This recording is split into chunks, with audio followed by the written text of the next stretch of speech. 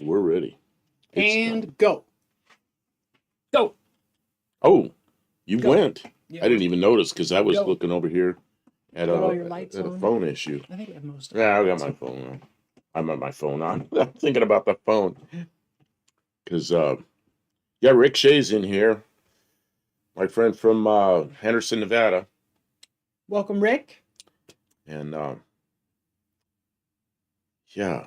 Okay, you want to? I don't know. Should I? I don't know. Rick told me this. I don't know if he meant for this to go on here or not. He had a relative pass away. She's 75 years old, and he was just texting me about it. And yeah, I'm sad to hear that, Rick. It's We're very sorry for your loss. And please send our condolences to your wife. So we're going to get on with the with Kim's introductions. Okay, it's time to start the show. I want to say hello to everyone because this is a live show. We are here with the chat and for the chat to interact with the people who are viewing live. If you are here after the stream, it will probably be more easy to follow what's going on and more enjoyable if you're able to watch the replay of the live chat. But if not, we are going to do our best, this is his reminder and mine, to read the names of the participants and their comments so you can kind of follow along with the conversation. But this is really our time, one day a week, to sit down and do our best to interact with the people who are in our community, who are viewing our channel, who are helping with our projects, who are encouraging us and commenting and participating on a regular basis. We're so glad that you're here. If you can make it, either during or after, we have our green screen because we are in our studio, our converted living room, with a bunch of crazy lights and crazy screens.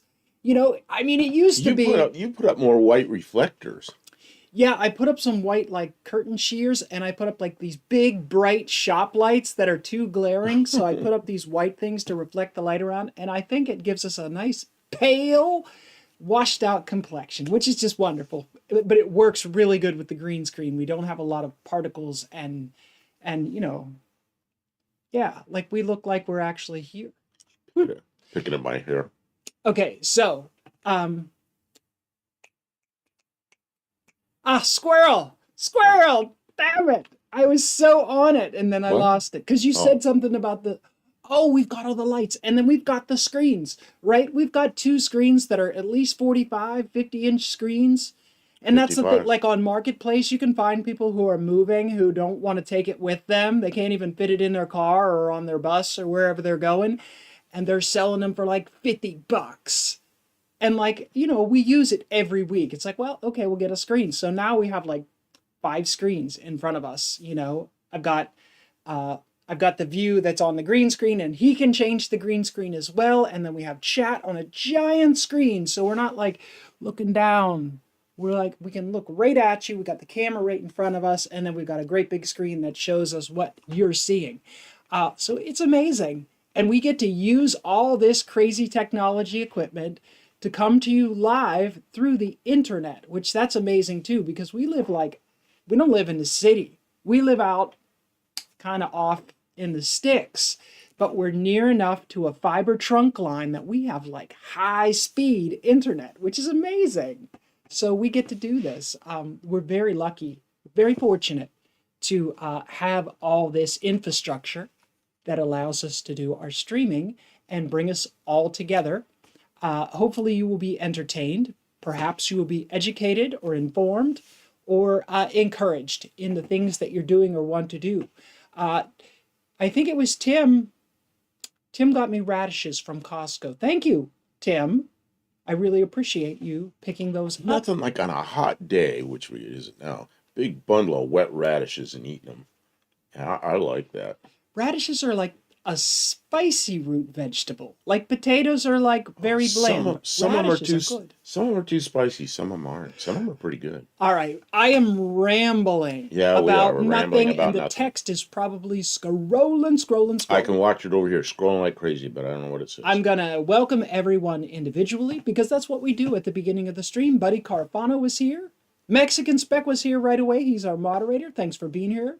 Tim72 Demon went to Costco to pick me up some things. I was here. I stopped in the chat a little while ago to make sure you guys were staying out of trouble. Buff Del Campo was here. Wow. Was. Rick Shea is here from Henderson, Nevada. Welcome to the stream. Dean Stevenson is here. Welcome to the stream. JB is here. Says howdy, howdy. One of JB's pictures, by the way. Oh, this is one of JB pictures. Okay. Whoa, there's a lot going on here. Yeah. Okay. Dougster, Wolverine Garage is here. Have no fear, the Dougster is here. Potato. Olive is here. Welcome to the stream. All right. We usually I like to award points. How the point system is I award points when chat does something good. And I do it however I want. Because they're my points to give. And I don't keep track of the points. You keep track of the points. It's an on your honor system. If I award you some points, we'll just keep a tally. And at some point, the points might be worth something. You know, like Bitcoin. Do you remember when Bitcoin came out and it was worth like 10 cents for a Bitcoin? I wish you would have bought from them. Yeah. Anyway. $70,000 or something. Okay. So at 7 o'clock on the nose, JB said howdy, howdy. So I'm going to award JB 3 points for being here on the ball. Mexican Spec was here next with 2 points. And Dean Stevenson, you get a point. And I'm going to give Dougster and Olive also points. Man, all these all coming in at 7. Right at 7. On amazing. The nose with the comment. And then Buddy Caravano was here very first, and he had a comment at 7:01, so I'm going to award him 3 points for being the very first person in the stream today. So you can't do it yesterday. You got to be here today. I can't do days ahead of time. Although, what time did you put the stream up? He probably earlier today. Instantly. Oh my goodness. Guys, I'm going to try not to miss anybody. Yeah, we're getting behind already. Berm Blaster is here. I'm not sure who that is. Berm Blaster. I think Berm Blaster's been here once before. Okay, well, welcome back. Welcome. Gearhead 6971 is here. Welcome to the stream. And we are caught up, I think, although we really have not. Woo points. DeLorean, here I come. Yeah. I'm working on that DeLorean, Dougster. Berm Blaster, can y'all explain Buff Del Campo? Explain. He's buff, and we are in Del Campo. Del Campo, right? I say garage camp. So who is Buff Del? Who is Berm Blaster that would ask that? Now I'm curious. Okay. And he has some roots in out west. Yuma, Arizona, and grew up in the Southwest. So the Del Campo was the street that he grew up on. Okay, we're not going to tell the story again. Some other time we'll tell the story in greater detail. But it's fun. It's just fun. If you're not first, you're last. I'm not sure if that's true, but it's a fun thing to say. Wabbit, g'day. What? El Campo del Campo. It is the camp, car camp. And it's like living in camp. This place is a little bit like a hunting cabin. A little bit. Berm Blaster, I'm from Arizona, born and raised, unfortunately. What's wrong with Arizona? I was in Yuma for almost 15 years. I love that place. If I could live anywhere, that's where it'd be. But yeah, I already had property here, and I don't know. I was there on a job many, many times, and sometimes for long periods of time. And I thoroughly enjoy Yuma. Anyway, go ahead. Oh, Rob's Rods and Streetcars is here as well. Almost missed him. Welcome to the stream. Olive's got 23 points. That's a pretty good collection of points. She's You know what? keeping track of her points. A She's lot of doing times, well. I apologize. A lot of times I give out a lot of points at the beginning of the stream and then just forget about it and don't award any points along the way. So I'm going to try and be a little better. Well, you know You what? can remind me any points to give out, Kim, and I will try to find a reason to give them out. What I don't Kim need to be does stingy. in the middle of the stream, if I'm trying to think of something, see, I'm old, so my brain doesn't work real well, and I'll try to remember somebody's name or something, and I can't figure it out. Somebody in here will figure it out and put the right name up or the right name of the car or whatever it is, and she gives them points for that. So KJ Kylie says, Kim, are you giving me the silent treatment? Not at all, KJ Kylie. And we're in live chat. Make sure you guys are in live chat. oh yeah, there's up at the top. There's what's the other one called? The other option is Top chat. Top chat. Top and that's chat. kind of censored or maybe, but I didn't see, let's see. A lot of people showed up and the chat just scrolled, but I did not see. Oh, there you are. Yep, we missed Miracle of the Net. Yeah, we missed I did see, okay, sorry. I didn't mean to leave anyone out. See, you just remind me and I will try and get back to it. If you don't see some of the chats and you're in top chat, switch it over to live chat. See, top chat, I don't know, YouTube censors some of it. And if you're in live chat, they won't censor it. So get into live chat unless you want your chat censored. Burn Blaster asks, you were in the Air Force? My father was in the Air Force, worked on F-15s and B-52s. When I was in the Air Force, I worked on C-141s and C-5A Galaxies. And I did that for about 10 years.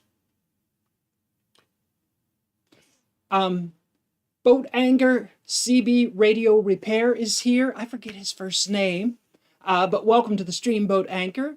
One of these days, we're going to have to get that radio hooked up and check it out. Well, you know what's waiting on what the radio's waiting on is we're putting a heater in the car. Well, I don't want to mount a radio in there and then take it out. Yeah, because we're putting a heater in. Silly. Well, okay. when the heater's finished in there, that'll be the next thing is getting the radio in there. Dougster, where am I going to get a 6-slice stainless steel toaster? But a deluxe waffle maker would be cool. What kind of character would we have on our Buff Del Campo waffle maker? Maybe it would be in the shape of his You can make little circle thing. Oh, a Dougster Wolverine garage waffle maker would be super cool, Dougster. Super cool. I think we could probably cast one out of aluminum with the Dougster Wolverine icon chippy. Okay, I'm going to let him read for a moment while I collect myself because I had a bunch of things I wanted to talk about and say. Burn Blaster. Arizona is hell, but hot summers are worth the awesome like we've been having. A little chilly after small shower last night, 60s during the day, 40s at night. Oh, that's cold for there. Where are you in Arizona? Man, I was in Yuma. It never get down to 40s at night. Well, maybe once or twice it did. Top chat's mostly trying to filter out spamminess, but gets pretty random, says Olive. It's unpredictable because some of our viewers are a little spammy. But that's why we have moderators, so there's somebody with a brain doing that stuff instead of some algorithm doing it. I mean, generally, everyone here is on good behavior. Sometimes Dean gets a little bit wild. But that's his wildness is okay. We kind of accept that here. He is always on good behavior, even if he's a little bit. It's rare we punch somebody out, but it's nobody. No, it's somebody that comes in that we've never seen before that says something really nasty, and then bam, they're gone. But that's why you have moderators. Everyone here is respectful and fun. Yep. Okay. So, what's this picture behind us? You said who sent it. I don't remember. JB sent it in. He sent in a whole bunch of pictures. Oh, I'm gonna go back to it. Yeah, I like the old dealership pictures. Did he say? And that's why I put it up because I know you like that. It's Houston, Texas, in 1963. Because it is 63. Okay. And there's a Fairlane Squire wagon there and a Falcon convertible, and inside there's just a box top Fairlane. Yeah. Nice. And so if you were not aware, what I think everybody I see in the chat right now knows how it works is every week we ask Buddy Carfano, wait, no, actually right now we have a list of years that we're going to discuss. And this gives everybody a chance to kind of participate with the stream if they want to. And we ask people to send in unique pictures or special cars, either original or restored, survivors, or maybe cars they really hate, but something that involves the year that we're on that week. And the year we're on this week is 1963, which is a little bit old for me. I really have never worked on cars that old, but they're unique and they're fun. And there's a lot of trivia and, really unique styling in the early 60s. And probably some technical advancements that we can talk about. Maybe some stuff about racing. Maybe some stuff about the interstate highway system, or some or dealerships. Or I like when they have car haulers that have a stack of brand new cars from the year. We'll get to see a lot of that tonight. Before all this goes away, okay. Burnblaster says, I'm in a valley near Tempe. Weather's been great for the clouds. It was low 50s. You know, and 70s during the day. Man, it's just going so fast. I can't do it quickly. I've spent a lot of time up there in the valley, and I got friends up there in Mason, Tempe, and Phoenix, and a few other places. So yeah, I really enjoyed Arizona. Man, this is flying. It is. Well, people Mexican spec said it already went away, but he said it was a beautiful Belvedere and a thumbnail. You know, I looked all over for a really nice 63 Plymouth because I knew you'd be here. John Bossums, good evening, Buff. Are you going to remove the vinyl top on your car to check for rust? You or Kim ever done that before? I have done it once. This car doesn't seem to have any rust, although if there's rust, that's where it'd be hiding. That vinyl roof's in fairly good condition, and yeah, at some point there's a spot in the middle of the top that makes me worry. At some point, I'll pull it off, but right now, getting it running and getting a heater in it so I can drive it every day is the priority. But yeah, it's likely that's going to be coming off because it's got some little cracks in it and stuff, but it's not. Did you see a place that it's bubbled? It's pulled back from the trim and sort of peeled up, but I didn't see any rust or bubbles necessarily. But yeah.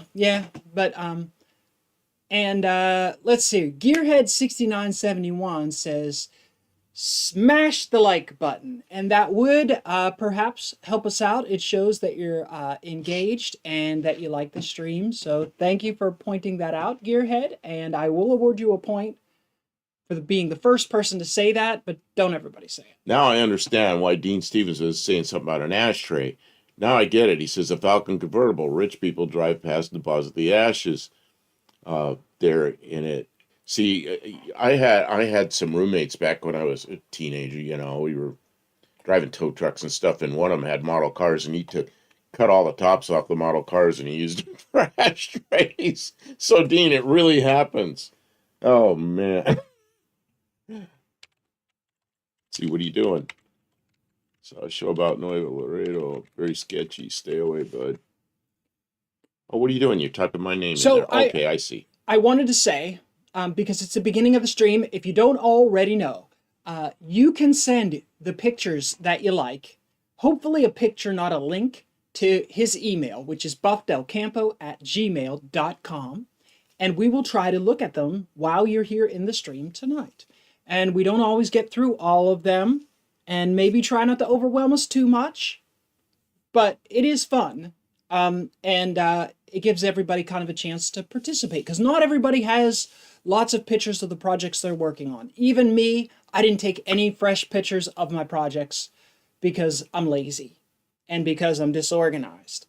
But I do have projects, I swear, and I got some stuff done this week. Mostly I did a bunch of editing. What did you think of the editing that I did? Yeah, you got a video up that's doing okay. I like it tells the story from beginning to the end on the what started off as fixing an oil leak on the Dart and ended up being it doesn't tell the whole story. A complete rebuild. It just tells the story from where we realized that lifters were not spinning properly and replaced the camshaft. So we talked all about camshafts and wear patterns and our experiences therein. And it might have been interesting to some people who are doing engine rebuilds. If you're not doing engine rebuilds, it was probably very droning. And I tried to trim it down, but like if you trim it down too much, then you just actually remove all the real content. Mexican Spec asks, is the Dart running? I have been gone for 4 days. The Dart is parked up by the road. We pulled it out of the garage. It went in reverse under its own power, and then it went up the hill in first gear. So we know that it has at least first gear and reverse, and we're hoping for more gears. But Okay. I'm sorry. I want to comment on something here. Okay, go ahead. Johnny C. really liked this photo for a short time. I owned a Fairlane, like the one in the window. It's going to go away. 260 auto. All the information about it. Paid $350 back in 1990. $350. What a screaming Okay, deal. I'm sorry for butting in. Don't be sorry. This chat I want to respond to. I wanted to talk about my project. I know. We're keep going. Finally out of the garage with the Dart. Now it is not 100% complete, but it is in turnkey start, and it's ready to start the sorting. But the thing about sorting, right, is you kind of have to take it out and break it. Like you drive around until something goes wrong. And it's still a little cold to be walking. And he's been working during the days. Yeah, I'm back to working again. During daylight hours, it's hard for us to do the testing on the car that we need to do. I mean, when you do that much work I did work on the suspension. I changed the transmission and drivetrain completely, engine, the whole thing, cooling system, electrical stuff. It's all been fussed with.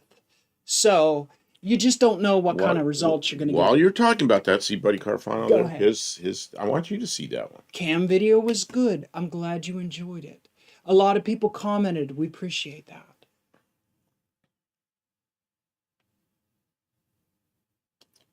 Oh, Johnny C says it ran perfect. No rust, dents, radio, and heater work. Such contrast to today's prices. My first car was a 1964 Ford Galaxy. I got it in 1970, so it was 6 years old, and I paid $395 for it at a dealer. And everything worked. Had 72,000 miles on it. It was a great car. Here where we are in Clarksville, Tennessee, on something like Facebook Marketplace, which is always going to be low-tier vehicles, extremely high mileage, not the kind of thing that you're going to find on dealer lots, some kind of damage, sometimes title problems, sometimes, bald tires, no service records, that kind of thing. The cheapest vehicle of any kind that you're going to get that you're going to actually be able to drive home is probably between $1,500 and $2,000, I would say. Now, the vehicles here are not rotten, rusty generally, but usually anything cheaper than that has severe engine or transmission drivetrain problems, collision problems, like really bad. Like under $1,500, you cannot get a vehicle that's worth having.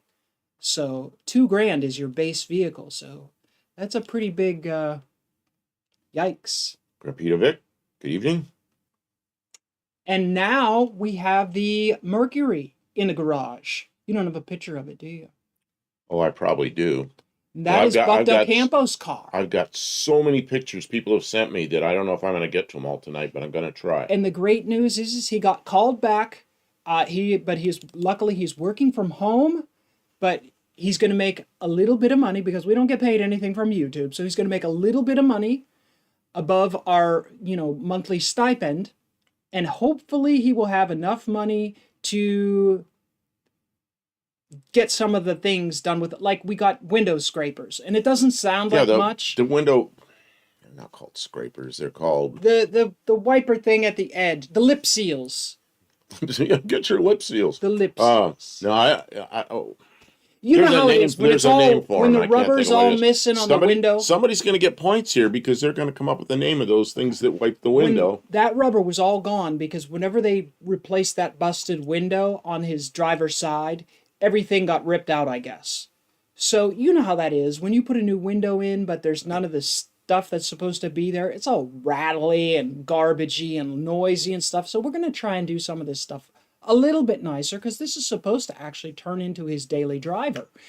So we already got the seat out, the front seat completely out. So we have plenty of room because we have to pull the dash off and put a new heater core in. And then we also... I want to get some of this, and you're... Go ahead. Okay, John Awesom's Kim. This is for Kim. Do you or Buff have a particular car year as far as buying that is a cutoff due to its disappearing? Modern electronics and computers. Yeah. John, around 2000, the Mopars that I look at, they go like... We have one. We have a 2008 Jeep. Fake. I call it a fake Jeep because it's a... it's been pretty good. It's a Jeep... What is that thing? Patriot. So it's got a little sideways engine with the whiny transmission. But you know what? It's got 180,000 miles on it. We had a couple little problems. Kim fixed them. And I had to put a new throttle body in it because it's an electronic fly-by-wire throttle body. And at that high mileage, the rubber gears stripped out of it. But we worked it out. See, we can work on the newer stuff. But the newer stuff it's different. I'm trying to pay attention here. And I'm missing a lot of chats. I'm sorry. Buddy Carafano says felts. That's not what they called them, but that's the part. See, the felts are like the inside. The outside has a rubber lip. The outside is different. There's a name for that set, and I can't think of what that set is. And I was just looking at it online because I ordered it. Oh man, we missed so many comments. I know, it's flying, and I can't keep up with it.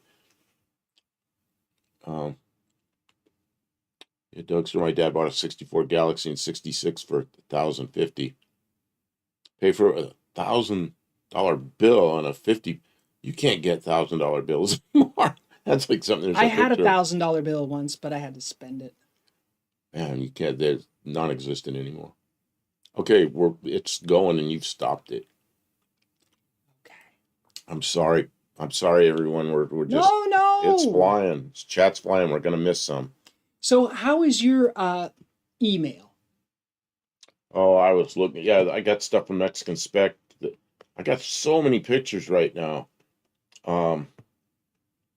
Well, there's a nice Lincoln Mercury dealer. Yeah, I put that up. I'm trying to put some on the... Early 60s cars are foreign to me. This 66 Dart is the earliest vehicle I ever owned. I'm really glad that I'm able to save it because I don't know if anybody else would have put that much work into a four-door car. Right?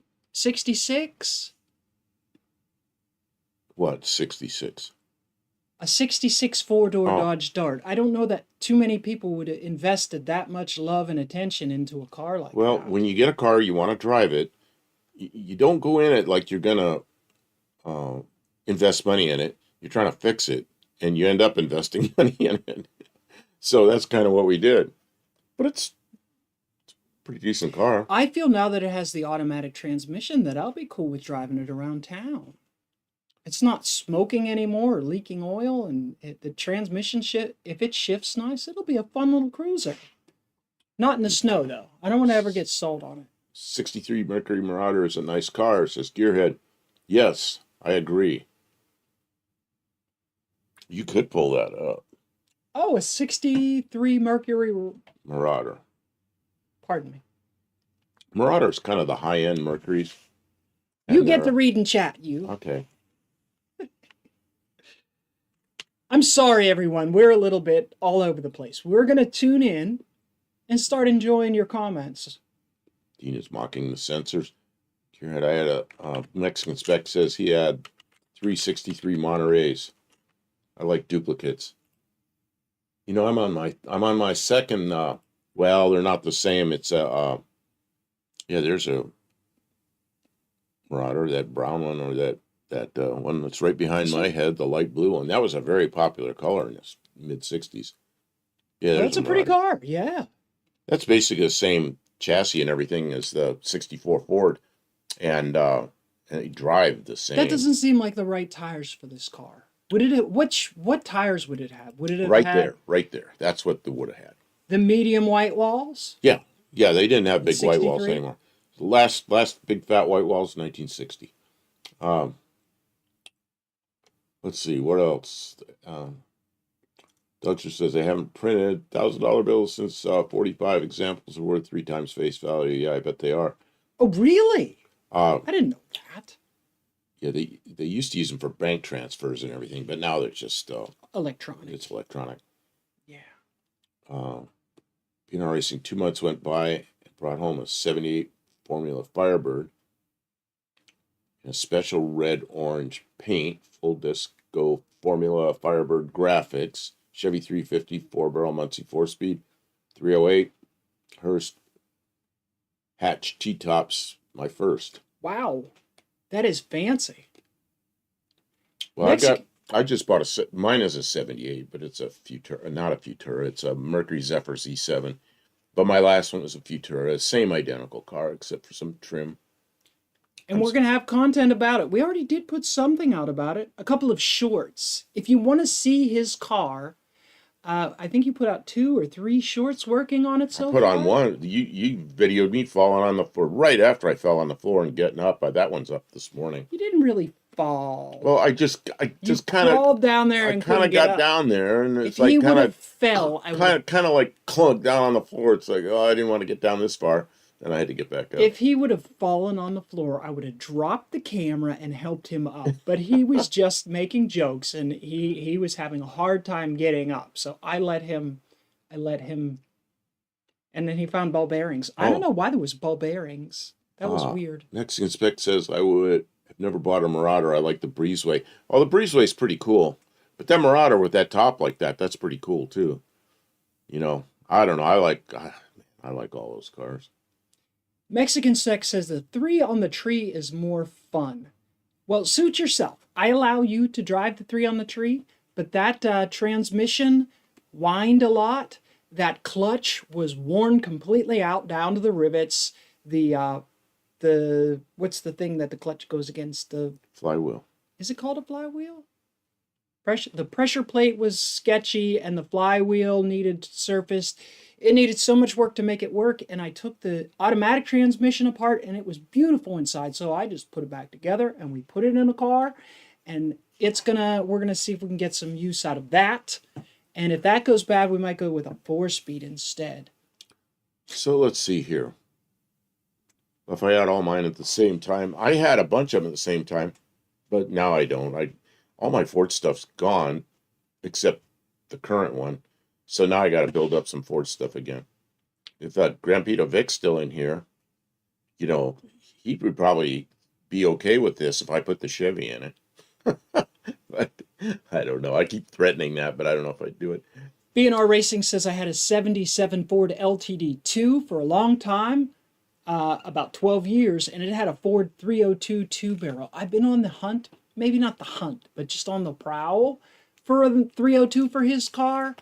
But I'm trying to find one for not a lot of money. Yeah, don't do that. I don't find decent engines. gone I find away. cars with engines. You have to buy the whole thing. I'm like, I don't want to do it. Who was it that was saying that? I'm trying to respond to this stuff and it just flying. B&R Racing.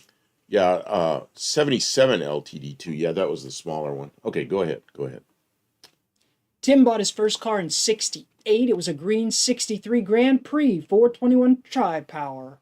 And those 10 lug wheels, but never took any pics. Big old boat. Those are really cool wheels. A 63 Grand Prix 421. Can you imagine that? 63 Grand Prix 421 Tri-Power and having that in 68? 5-year-old car. Johnny C. I always thought the Mercs with the breezeway windows were so cool.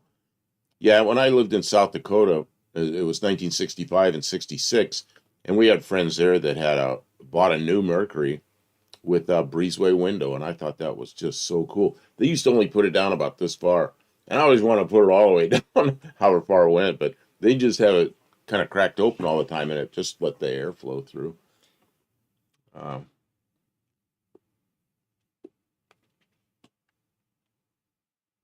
Oh, Buddy Fano has fallen and can't get up.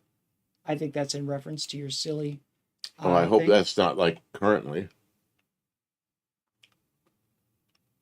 63 was the turbine car? Yes.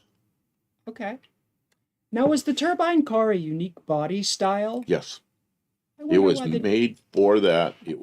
They made 50 of them, but now they used to say 50, but now I've heard it's like 50, a couple more than 50. And they were test vehicles. Chrysler gave them to people that were probably dealers or somebody, and they gave them each car was given to 4 families at different times, and they were supposed to drive them around like for 6 months and then report on how they did and all this kind of stuff. That's what those cars were all about.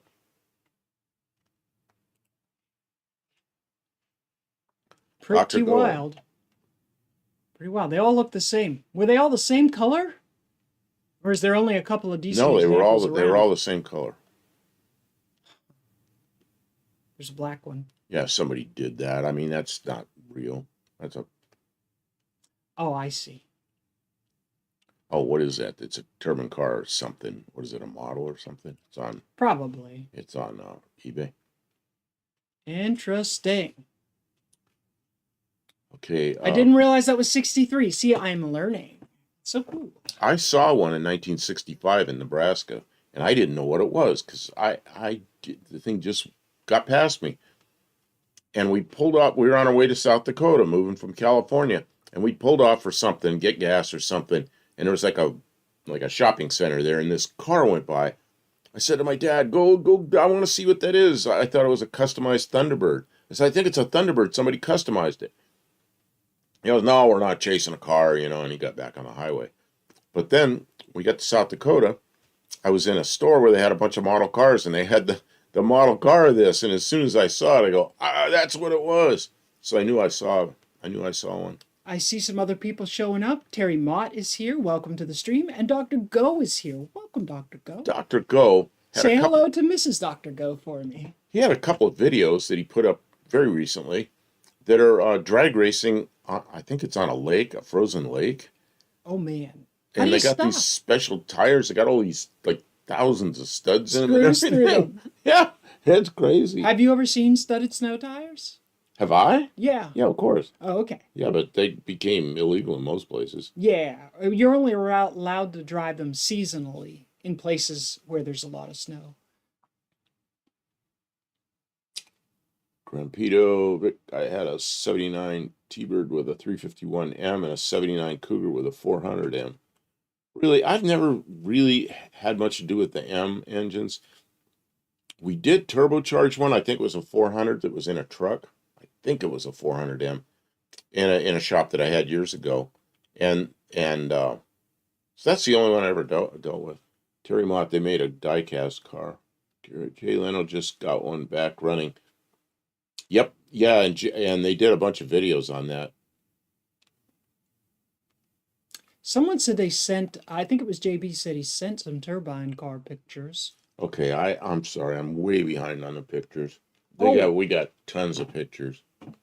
Okay, you handle. I'm gonna try to handle. Dougster says Dougster was recently, I think, at the museum or some kind of exhibit where there was a turbine car. So he's giving us the inside. I'm showing pictures and I'm looking up there. They're not coming up well, let's because put it we're still got turbine cars up. Huge.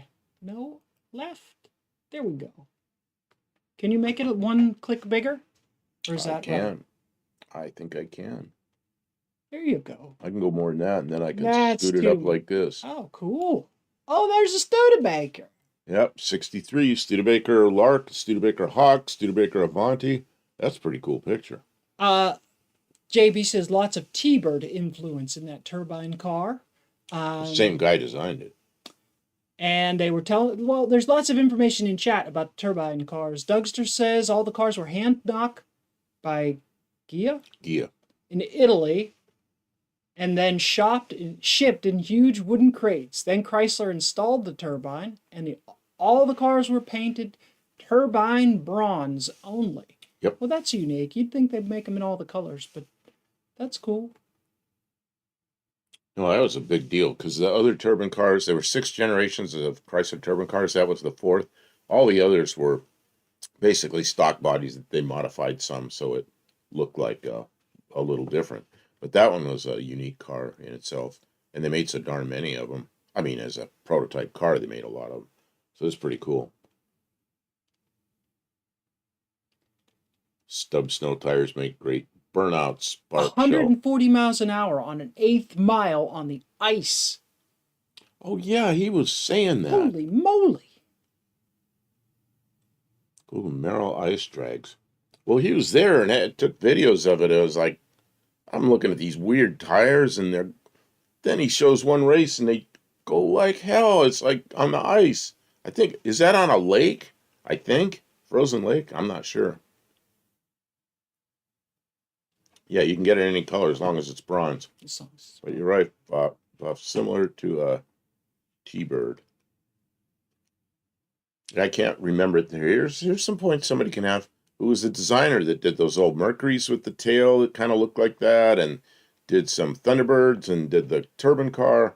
I can't think of that man's name. He did a lot of stuff for Ford and for Chrysler.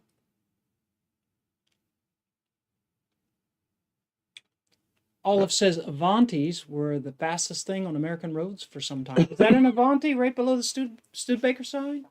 Yes, the Avanti's up there. What year was that? Oh, these are 1963s, but the Avanti came out, I think, at 62. But Andy Granatelli took an Avanti that was supercharged, and they came from the factory supercharged. He went out in Bonneville, went 171 miles an hour in a factory stock Studebaker Avanti, which was, at the time, just amazing, you know. And it's a pretty cool car. 38 Racing is here. Good evening, Ray. Welcome to the stream. Okay, and I'm gonna keep trying to bring up pictures here because I have fallen so far behind. Dr. Go says his woodshop teacher in high school had a white Avanti. Very cool. Kim, I can't make that go by enough. Well, it's a 63 Chevy, obviously off the, with some kind of stands holding it up off the frame so you can see what it looks like. That is a full frame car there. Wow. Elwood Angle, JB got it. JB, you got 3 points. I couldn't think of that name. Because you figured it out faster than even Dougster, and Dougster knows these things. There's a turbine mule that is a dead ringer for UTG Bottle Rocket. Man, I rode in Bottle Rocket one time in the back seat on the right side, and he did a wheelie in the parking lot.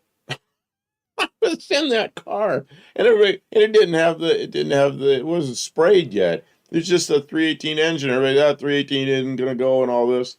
Oh, that car was fast. Even without the nitrous, it was fast. Oh man.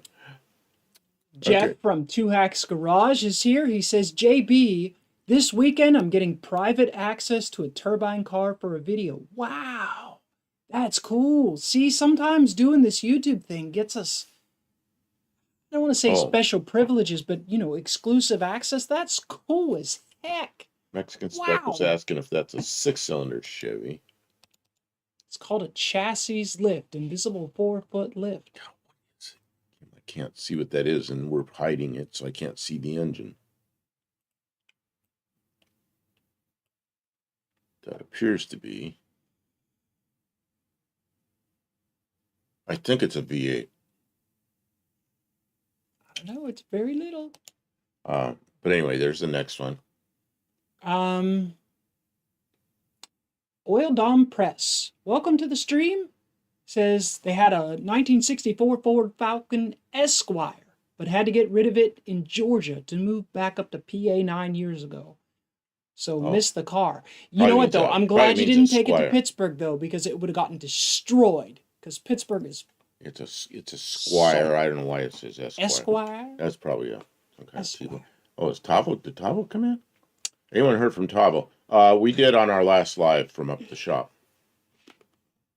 You know where Tavo is. He's working. And I bet he comes in on his break. That's a 63 Riviera. Those are pretty darn nice. Fixing his screen.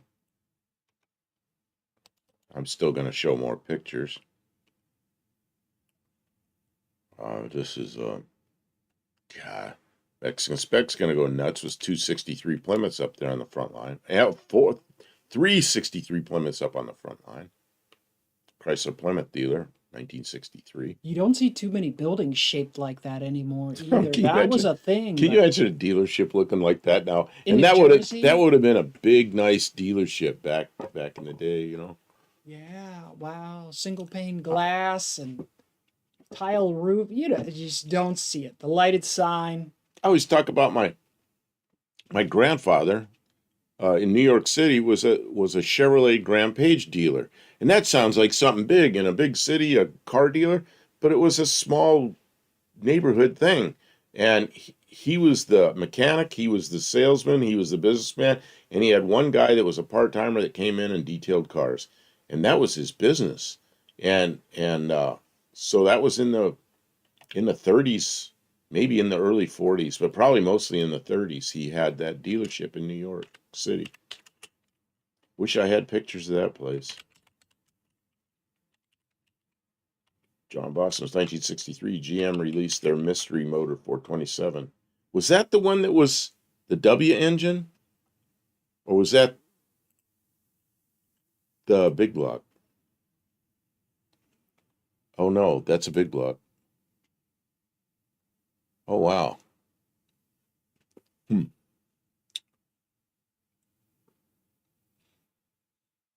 Hippie Long, hi. I just got my A833 installed in my 64 Dart GT 273 4-speed. Woo! Oh, nice. That sounds amazing. 2 hex, I would love a building like that, no kidding.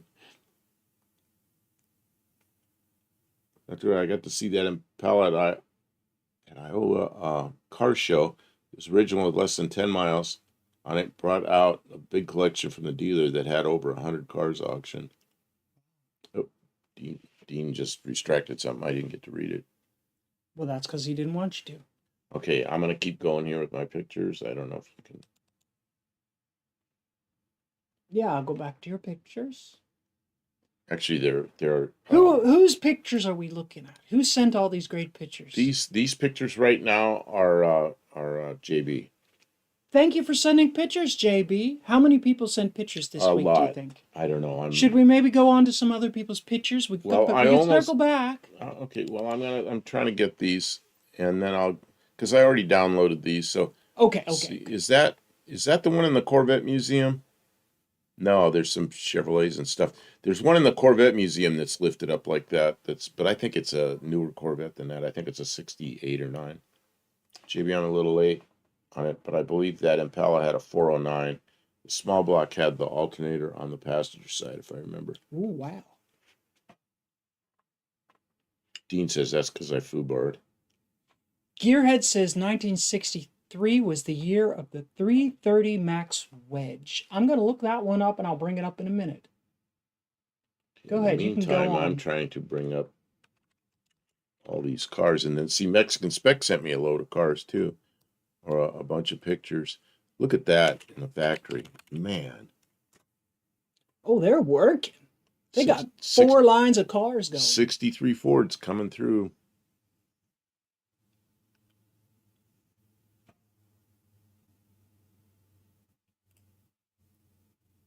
JB a 409, a 40. You know, one of the strangest cars I ever saw was I was in high school.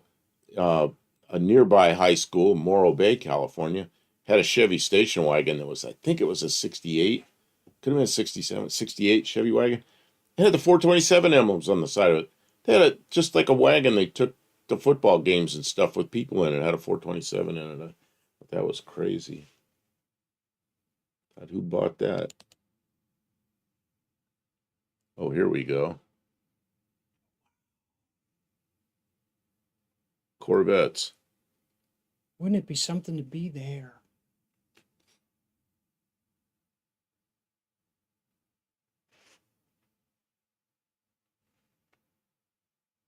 I mean, that was some cutting edge stuff. That was the premier GM cars of the day. Oh, here's one from JB with the turbine car. That I'm in the way. You're in the way. Cannot see it. Here, I'll pull it out there. There it is. What's it in front of? Some big monstrosity. Is that like at the World's Fair or something? It looks like something like that. I can't tell. And another one. What is this one? Oh, this is a picture. It's kind of a famous picture when they're putting them together at Chrysler, putting the engine in the finished bodies that came from Gia. Oh, yeah. What an itchy job. Terry Mott says, some people really complain about fiberglass being itchy, and I have never had a problem with it. So, yeah, that would not be something to be there, Kim, smelling fiberglass directly. Well, and that was polyester fiberglass, which is the stinky stuff. I use all The epoxy stuff. epoxy now. Yeah, it doesn't smell, and it's much stronger, and it's really easy to work with. It takes. DNR Racing says that would be the old St. Louis Corvette plant. That's Oh, where it, they it are. would have been. Yeah, that was long before they went to Bowling Green, Kentucky. Okay, I'm gonna bring up this next one is something Mexican Spec sent. Apparently one of his vehicles. That looks like that's a Ford, right? Yeah, but it's an extended, what do they call them? Like a carryall. It's Carryall a style. Mexican conversion. Hmm. Our 426 Max Wedge. I remember those things. Well, I did bring up the 330 Max Wedge, but we didn't get to it. We're going to I'm get to sorry. it. We'll circle around to We it. got a lot going on here. Well, yeah, we'll go in too many directions if we're not careful. Here, I'll bring it up for a second, and we're coming back Okay. to. They wanted to mention that Oh, it's a 1963. Dodge 330 with a 426 Max Wedge. That makes complete sense. That was I guess 63 was the year for that. So look how that's amazing. Look at that. I was in a wrecking yard one time in California many, many years ago, and there was a 63 Plymouth sitting there that was wrecked, and it had a 426 Max Wedge, and they'd pulled it out, and I wanted it, and I said, how much for that engine? And the guy says, oh, it's broken. It's not for sale. I said, it's broken. I said, I'd take it even if it's broken. How much? He goes, it's not for sale. Yeah, it's not for sale. It probably was not broken, and he wanted it. He knew what it was. He knew what it was. How can you not notice that that's something special? All right, so we're getting back to Mexican Spec. Mexican Spec is in Mexico. Is Cope here? Cope just dropped in. Turbine cars have automatic transmissions with no torque converter. Yeah, torque converter sort of inside the engine. The Oh, turbine yeah. motor's its own torque converter. Yeah, okay, yeah, he knows exactly what it is. So Mexican Spec is in Mexico, and Mexican Spec is a what's the word for it? But He's a broker. he's a broker. He finds cars in Mexico that are old enough that they are allowed to be imported for use in the United States, and he helps people to buy them. And these carryalls are unique to Mexico, so it's interesting to see the special vehicles that you couldn't get maybe anywhere else, and they're even potentially available to buy. Well, and Mexican Spec he was auto guy, dealer helper his whole life in the U.S. and he's in Mexico now, and he's doing this, so he's familiar with the Mexican side of it and the U.S. side of it real well. So he can get cars. He knows how to get them into the U.S. without a lot of trouble. Tim says, sorry, Kim, I got hungry and started eating some of your radishes. Tim, well, at least make sure you save me some. I like some radishes, sliced radishes on my salad. I don't need a lot. Tim and I have been joking since the beginning of the stream. He made a Costco trip before the stream started. I told him to bring me some radishes. Now everyone's in on the joke. And back to the stream. Let's see. In 1963, Grand Spalding Dodge opened up. Before that, they were a used car dealer. Where's Grand Spalding? Well, Two Hacks is up in right in the middle of Illinois, so Okay. not sure.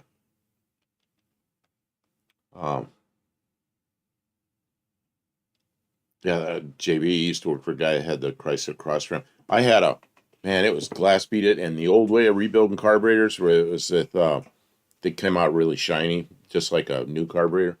I had a tri-power Ford setup from a 406. The whole thing with the big oval air cleaner and everything on my coffee table in my living room. It looked brand spanking new. And man, it was there for a long time before I put it on a car. I don't know if I liked it on the car better or in the living room better. It's a pretty nice piece to have in the living room. BNR Racing's talking about the Corvette fiberglass body was designed to explode off the car, but the driver's seat was attached to the frame. All C2 and C3s, the frame saved your ass. It changed in 1984 with all new unibody space frame Corvette. It was 5 times better, stronger. I had an 87. Cool. Yeah, you told me a story one time about someone who was killed because their Corvette floor pan was not strong enough to protect them No, it was from road debris. No, it was not a Corvette. It was a rental car. But I was telling you about the Corvette. It's fiberglass on the floor pan, but they have a piece of stainless steel molded in there, and mine was all dented up because the car sits real low and stuff hits there, and you don't want it to come through. No, there was a guy that got killed in a rental car when something came up through the floor. Yeah, it was some kind of debris. Yeah, it was one of those. It's a thing that it's a sharp tool. Dropped off a truck. He ran over it, came up through the bottom of the floor and killed him.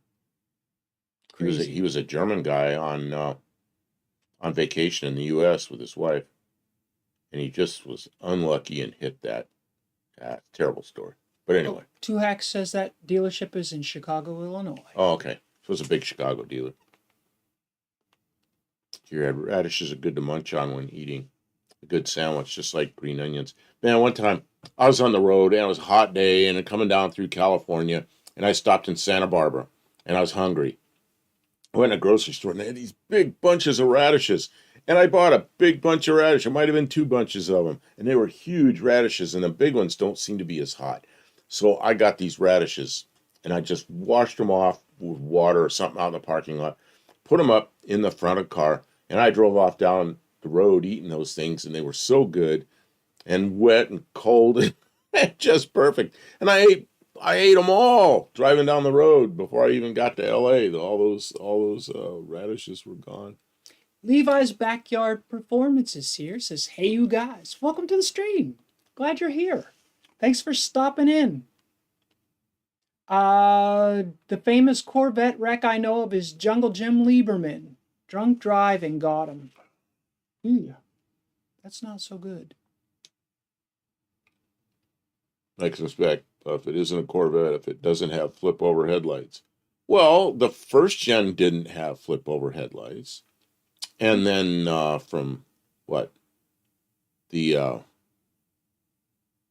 C6? 6th gen on did not have them, but I don't know. Thank our government. Click a different picture. I'm sorry. That's all right. Just rotate through them a little bit. Okay, they're same truck. That looks just like a regular Ford pickup. What year Ford pickup would they have that from? I think he said 77, I think, or 76. I don't remember. That sounds right. Oh, that's not a 63. Oh, Mexican Spec. You're talking about mine. Oh, well, I got tired of all the problems with the flip-up headlights, so I put a kit in there, and they're not flip-up anymore. Sorry about that. So anybody that doesn't, I'm trying to get rid of all these. I'm sorry that I'm skipping a lot of comments. It's difficult to keep the conversation moving in a forward direction, and we don't want to get overwhelmed by chat. But if I miss your comment and you want to circle back around to it later on, I will not be upset.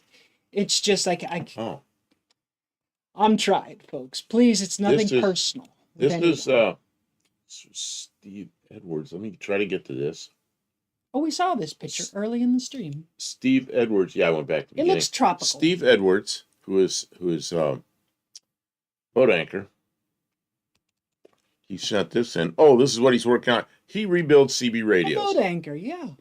And he rebuilt my CB radios. So this is what he's working on right now. So I know it's kind of cars, but I also talk about CB radios sometimes. So 77 Mexican 302 4-speed manual granny gear, no power steering. The first owner of that truck was a group of nuns. Wow. I do not think they call a group of nuns a murder. It's probably called a celibate or a celibate or a It's crows that are called a murder. So, Oh, what's this? What's this? Okay, I gotta download this. This is a big old download. Let's see, how do I do this? I think this might be difficult, but I'm gonna try to bring it up. I think I can just zoom in on it.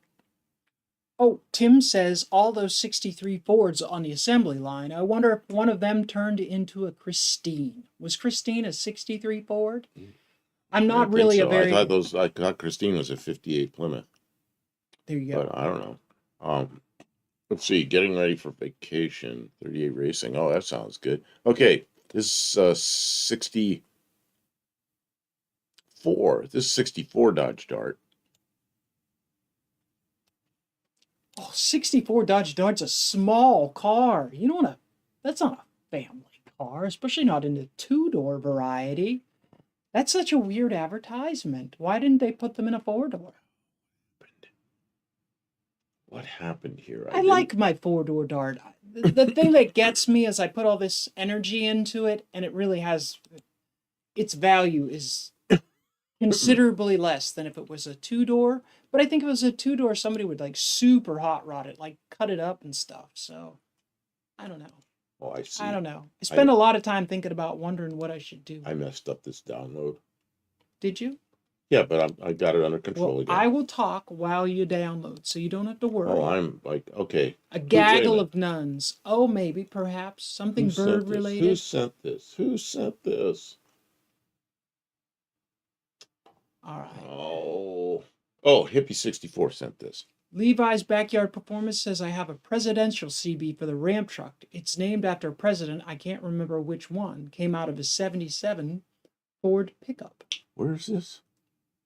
Up near the top. Levi's Backyard Performance. I have a president. Yeah, president CBs are all named after presidents. Usually their first names. Came out of a 77 Ford pickup. Yeah, I got a bunch of CBs now. We got to get them all mounted in cars and get them working. Mexican spec, check under the back seat for lost rosary beads. There you go. Okay, so now the 64 Dart, and this is from, I can't remember already. Hippie. Okay, this is Hippie 64, I see. So, that was this Dart, this picture. Don't know why that's in there. It's a lizard. Hello, Mr. Lizard. Here, lizard. And here, isn't that the steering wheel you have? That sure looks similar, yeah. Because somebody put a 63 or 64 steering wheel in your car. Yeah, I think somebody down at Uncle Tony's shop switched them out for some reason. Probably because my steering wheel is pretty ratty looking. I remember all the old Chrysler products had gas pedals and brake pedals, all little, look like little suction cups on them. Well, you bought me new pedal covers, so do you know mine where they are are? brand new. Oh, they're on. installed? I installed them. They look great. I don't think it had any when I got it. Yeah. It's a 64 Dart. It's cute. I don't like them when they take their bumper off. The bumper's there. I know. I was just saying. I see a lot of times they take the front bumper off. I like it with the bumper much better.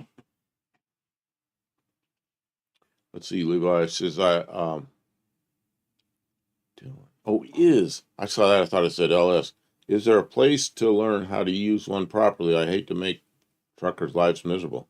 Yeah, you know what you do is you get on there and you listen a little bit. But there isn't that much going on except when the skip's in, then it's all noisy as hell. But get on Channel 19 near an interstate and maybe there's some truckers are talking and just learn how they're talking. And then, but don't butt in on them. Go just get somebody else's CB and go to another channel where nobody's talking and just talk. It used to be all this CB lingo from the 70s, but, it's pretty much that nonsense gone. If you want to listen to, what was the old movies? With CB radios and the truckers and all that. I don't know. You don't know? Nope, don't know. Oh, the Newt. I'm much too young for that. The Newt is what my 64 GT resembled. Oh, I see. That would have been. Oh. Yeah, it does have the eyes. The eyes. Now I get it. Yeah. Okay. CB radio. Back to that. That's kind of our beginning picture. Yeah, 10-4, good, buddy. Yeah, nobody says that. You say that, they'll think you're an idiot. Yeah, convoy. Smokey and the Bandit. There you go. I Yeah. award you a point, Tim. 10-4, good buddy, says Terry Mott. Let's see here. I'm sorry. You're gonna have to pay attention to chat because I'm trying to pay attention to the email, and I got a ton of it. Okay. I'm just gonna give you a moment to get yourself. Okay, this is Buddy Carpano. Center. Oops, why didn't that move? I'm trying to swoop something over there. There you go. I'll use the That's big screen so we can see it nice. 63 Ford, probably a 390. Man, I remember those. My dad had a 56 Ford that had some problems, and he took it down to the Ford dealer, and they did some work on it, and then he had to take it back at something, and he needed a car, and it was in 1963, and the owner of the dealership had a 63 Ford, looked like this, only as white, bright white, same as this, and he lent my father his own car. So my father was driving that car around for a while with the brand new car, and he loved it. I remember him sitting in there going, look at this, power steering. And you know what? The next car my dad bought had power steering in it.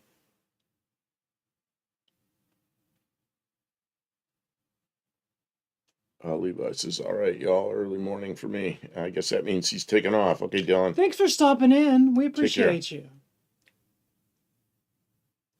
Haven't seen a video from you in a while. I hope you're able to get back to it if you want to. You haven't seen a video of his? From Levi's backyard performance? I can't remember the last one I saw. It hasn't been that long. Here we go. That's 63, definitely. Okay, I'll move it so we can see. Man, do I have a story about those. Go ahead. It used to be, there was a show called Bonanza, and Chevrolet was always a sponsor of Bonanza. Always, when I was a kid. So, right at the beginning of the new year model, they wouldn't have any commercials. So it was an hour-long show, and at the end of the show, they'd have like a 5 or 6 minute commercial just showing the new cars. So I was supposed to be in bed by then, but my parents every year would let us stay up and watch that commercial. Can you imagine this? We stayed up to watch a commercial that shows the new cars. And I remember when the 63 Corvette came out, the split window, how cool that was. Watching that on that preliminary commercial on which must have been late 1962 on Bonanza. I don't remember the show, but I remember the commercial. It was really good. And some of those commercials, some of those long commercials are on YouTube. Somebody saved them. Mexican power steering is just a leak waiting to happen. Yeah, that's manual steering can leak too. Manual steering can leak too. I filled my manual steering She's box got up one and of it those. just drained right back out. She's got one of those. Drained right back out. The seal is gone. I gotta find a seal for an A body. She's got one of those. Manual steering box. Maybe I'll get one of those. I want to say firm feel, but I think that's the wrong thing. You can buy fast like ratio. Yeah. Oh, geez, look at this. They're expensive though. The license number. Dead 63. You know, Buddy Carfano sent this in, but I bet Mexican Spec will like it. Yeah, Gearhead, Haas and Little Joe, and Lauren Green. They were the ones that were the stars of the commercial, and they would drive the cars in and show them. And it was just that beginning of the year long commercial was. That's one of the best shows that was ever on TV. Like the Super Bowl? It was great. And it was not an obnoxious, crazy commercial. It was just they drove the new cars in and showed them, you know. And I remember the 63 Corvette was just incredible because the Corvettes had all kind of been the same up till then. Yeah, Route 66 always had first generation Corvettes. I remember that show real well. Oh, yeah, and Dan Blocker. He had a Z16 Chevelle. I'm not sure what that is. Something flying around here, and I didn't bring the fly swatter. Where is that fly swatter? It's in my room. Did you all see that little outtake I threw in the video? Oh, yeah. The fly swatter? He taking the fly swatter from her on Alive, and she come out of me. Wasn't live. We were recording, and Oh, we're recording, and I he took gets a so look. berserk. He's like, "That's fine." He's like flipping out. I'm like, "Okay, I got it. I'll get them." We got two right now. There's one there and one there. Mexico. This You is a turn the bright lights on, they wake all up. this is a side service car. Notice the suicide doors. Oh, it is. It is interesting. I'm going to get that. He's just out of my reach. There's a moth You're not gonna flitting be able to around get it. here. What'd you do with that fly spotter? It's in my room. Ozan from Ozan. Ukraine, Turkey is here. Welcome to the stream. Hello, good evening. Or good, probably middle of the day there. 201 made. I dated a farm girl. She loaded with dollars. 1990 when I met her dad. Then he handed my keys. Opened a garage door and there was an 82 Corvette silver anniversary. You two have fun. Tammy and Brian is driving. Wow. Okay, I'm going to start pulling this down and going to the next one, which is, oops, lost my place. Buddy sent a lot of stuff. Oh, this is 1963 Jeep. That's what he says. Oh, boy, those are sought after now, aren't they? People do love their Jeeps. That's a whole cult of people with the Jeeps. They love them. They're durable vehicles, though, especially considering, they weren't made for like to last the ages. They were just made for utilitarian purposes. 63 Chevy. Man, I remember Beautiful. those really well. I remember there was one on my street that somebody parked it across the street, and it was white, and I took a picture of it, and my father was a photographer, and I liked the 63 Impala taillights, so I took a picture of it. My father says, always take a picture of a car from the front. Don't take it from the back, because he was looking at my pictures. But I took it because I liked the taillights. Yeah, we always seem to have a moth on our lives. You know what? There are these little moths, and they didn't want to show up and be really annoying. And I'll whack it. And then there won't be for a while. And then there'll be another one. I've gotten a bunch of them, but there's always one around. It's like they got to be an infestation somewhere, but I don't know where it is. I don't know. They're just this time of the year. It's always been that way here, too. This time of year, these little tiny moths come around. And then springtime comes around and they disappear. I don't know what it is.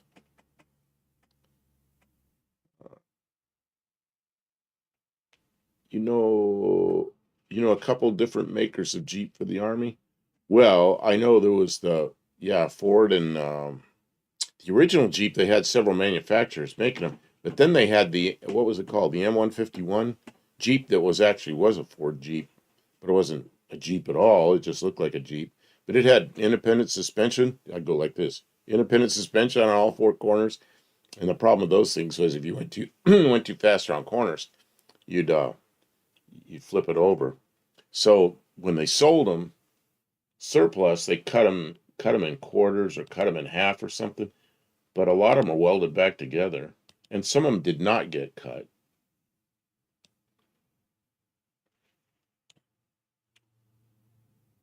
What was that? I think some of them. I think there was some grass seed somewhere stored in this room, and I think there were some moths living and bedding in the grass seed. Oh, you know what? I had it cleaned up. I got a bag of grass seed. That's probably where they're coming from. There was some of that. But I mean, that hasn't always been survival stuff, but it's stored in cans, so I don't understand how they. I've lived here since what, 06? Since 06, and it's always been kind of a wintertime thing with these little moths, and then they disappear. I don't know. Well, whose car is this one? This is a 1963 Pontiac Le Mans. 326 powered, which is a small vehicle. Well, 326 is a pretty that kind of looks like vehicle. the hubcaps on your 78, doesn't it? A little bit, yeah. I like these cars a lot. Kind of the same size car as a Corvair. 2X. I haven't seen any Mr. Norm's cars around quite a while. Have you seen? I think 2X took off. Is he still here? I don't know. I think he took off. Oh, and here we go. Another. We already had one. Oh, this is a different 63 Mercury. That is a Comet convertible, which is kind of like Mercury's version of a Falcon. Yeah, Tempest, it's scarce now. It sure is. I remember those things were everywhere. Cars Mothman from the left them here. 60s? Yeah. Mothman left them here. Oh, As KJ Kylie says. they're Mothman's minions. Here it is. Bah!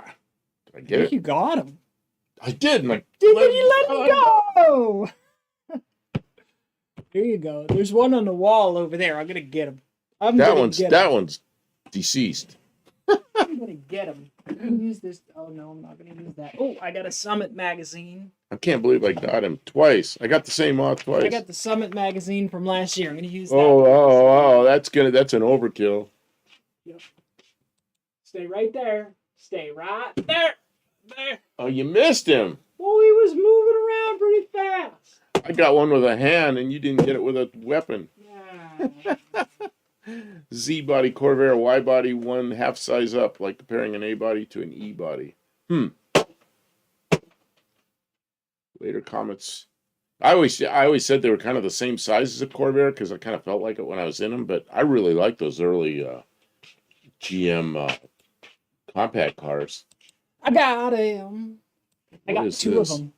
You only got one. I got 63. So we had three of them in here? Yeah. 63. Yeah, there's one International. where standing in reserve. I think we Get beat an them electric back for zapper. the moment. Get an electric zapper. Oh, that So, might do it too. Yeah, just what we want. do an electric Does that, zapper in the house. are those safe for indoors? I Probably. feel like they could start a fire. You know, they have a black light in there that attracts some bugs. So a friend of mine was trying to get flies. Well, flies don't care about the black light. So he took the black light out and he put a big chunk of nasty old rotten meat in there. That would do it. Man, the flies were getting killed in that thing. Cometus coil over A-arm XK CXK. I don't understand that because that's a down under thing. XK 2000 base Falcon birds. Yeah, coil over A-arm, the upper A-arm of all places. That's terrible. I hated those suspensions, but I had a lot of them. I use the zappers all the time. We have, oh yeah, they'll take mosquitoes out. Goes on. Also, as I remember, there was a domestic Tesla electric vehicle. If you want to check it out, a domestic Tesla electric vehicle. Domestic meaning domestic there or domestic here. Puddin loves those Lodestars. They make zappers. Yes, he tennis rackets. does. I like Oh. watching Puddin's Fab Shop. I have one of those zapper tennis rackets somewhere. Really? Yeah, I don't know where it is. I haven't seen it in a while. Oh yeah, those things you just kind of swing it, and when the bug hits, Well, like it's- a bzz, It's lost in the ether right now. lost. It's probably up in the shop in a box or something. That's a nice 1963 International School Bus. corn binder, as everybody used to call the Internationals, a corn binder. Oh, I see. International, yeah. That does look like a very classic school bus design. I'll give you that. Oh, and here's supposed to be a here we go, a 63. I don't know what. Oh, American LaFrance fire truck. Wow, I remember fire trucks that looked like that. I remember firemen riding on the back of the truck, holding on while they're going to a fire, but they don't ride outside anymore. Yeah, the early Nova coil on top of. Yeah, see, I don't like that suspension. I don't like that front end at all up through 67. A lot of people do. They don't mind it, but I try to. Yeah, I just 68 newer Novas. I like them. Spring on the bottom where it belongs. And a Chrysler's even better. The spring is a torsion bar. It's all stretched out, or never coiled up spring. It's not stretched out. It's never coiled up. Oh, here we go. Here we go. Uh-oh. Somebody struck it. Okay, who sent this picture? This was Buddy Carfano. Thank you, buddy. And we all like these. Hey, retired Inspector Bruce W. Good evening. Welcome, Bruce. I got the magazine in case there's any more moths. I'm gonna whack them. whack him. Sorry if that was too loud. Okay, I think I got caught up on the. That's also to keep Buff in line. If he's You gonna whack me with a? well, don't step out of line. I won't have to. He's good. You know what? Everybody, you should all understand. This man retired. He's 71 years old. I'm not 71. I'm 70. And he did not. I'll be 71 pretty soon. He was retired all of last year. They called him back to work. They said there is no one else on earth. The last time I worked for them was October of 23. Yeah. No. Yeah. And October 22. And then 23, I worked a little bit at home for some short thing. And we cannot tell you what he's working on, or maybe we can. I'll tell it. I'll tell the story, and that way I won't touch on anything that's. Okay. It's just like every big complicated piece of machinery, there's a service manual, and they have me going through the service manual and updating it because there's been changes over the years and some things that could have been written better, and I'm going through the whole manual. Can you imagine that? Reading like a 1,200-page manual and making... So he's been hard at work. He's been working every morning for hours and hours and hours trying to get that up to date. That's some dry reading. And I got respect for coming out of retirement, for doing that, because they needed him. They needed him. They called him to service. They said, please, we need you. So they also offered to pay him. So that helps too, and he'll be able to use that money to get his Fox body ready for full-time service. So he can stop driving my Jeep. Two things. Dean Stevenson says like a 70.5 Falcon, Buff. A 70.5 Falcon was a weird car. It was a very, very stripped down, no accessories kind of car, but it was a Torino. It was a 70 Torino. And I wanted my father to look at one of those, and he went down there to look at it because it was a good deal. They were inexpensive, and my father tended to buy stuff that didn't have all the fancy trim. And my father bought a full-size Ford. The day he went down there to look at it, he ordered one. So, 1970. And he drove that car for 12 years, I think. TX9. I don't know what TX9 is. B&R Racing and Gearhead are talking about the national shortage of diesel, auto mechanics, and aviation mechanics. And they say Mike Rowe was talking about it a while back.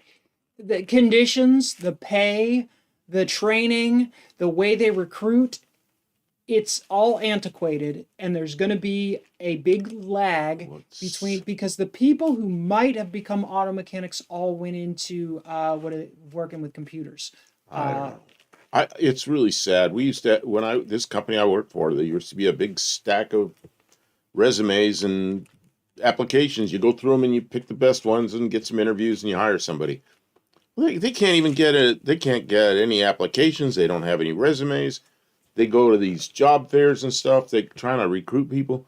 And they got technicians in their late 60s deploying to war zones. It's like, what? Where's all the young people? That was nothing like that was ever heard of before. And I shouldn't say anything more, but, there is a shortage. And this company pays really well. I don't get it.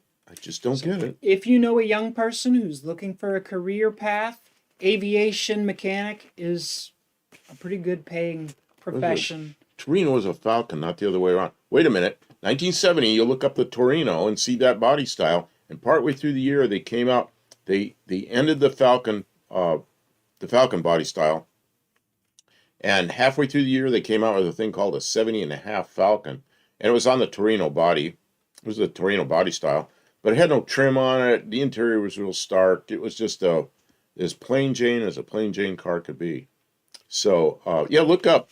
Here, look it up, Kim. You can do it. What am I looking up? I will do it. 1970.5 Ford Falcon. 70? 70.5 Ford Falcon. Well, that's what the discussion is.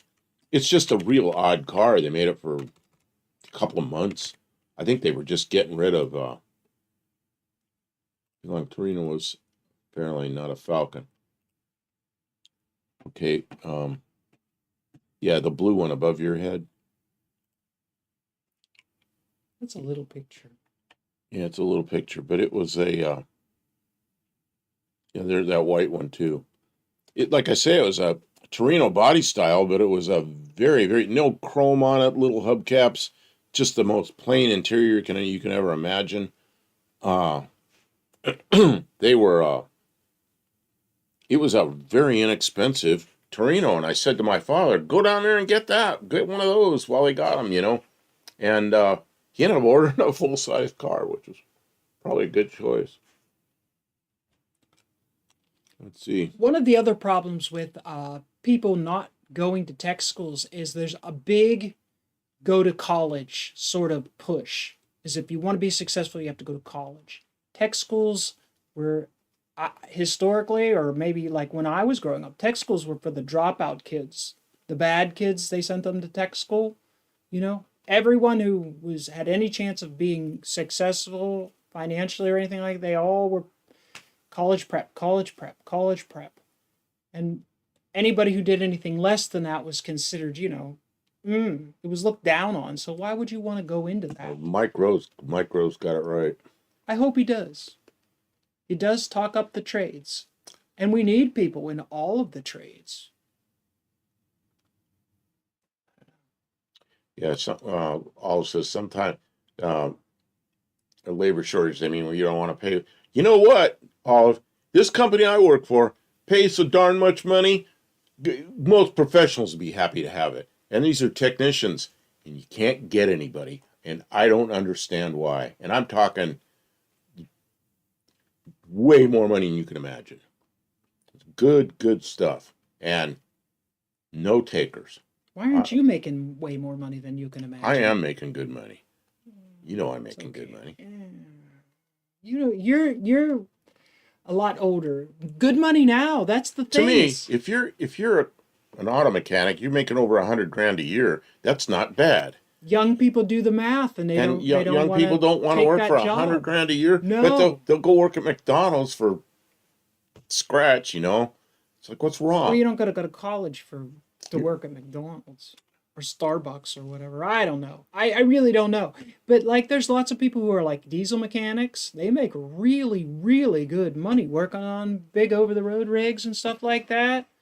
So I don't know. But I think maybe there's just like the word isn't out there like, hey, aviation mechanics can make really good money. It's like, I don't Well, know. aviation, the problem aviation mechanics used to always have people getting out of the military.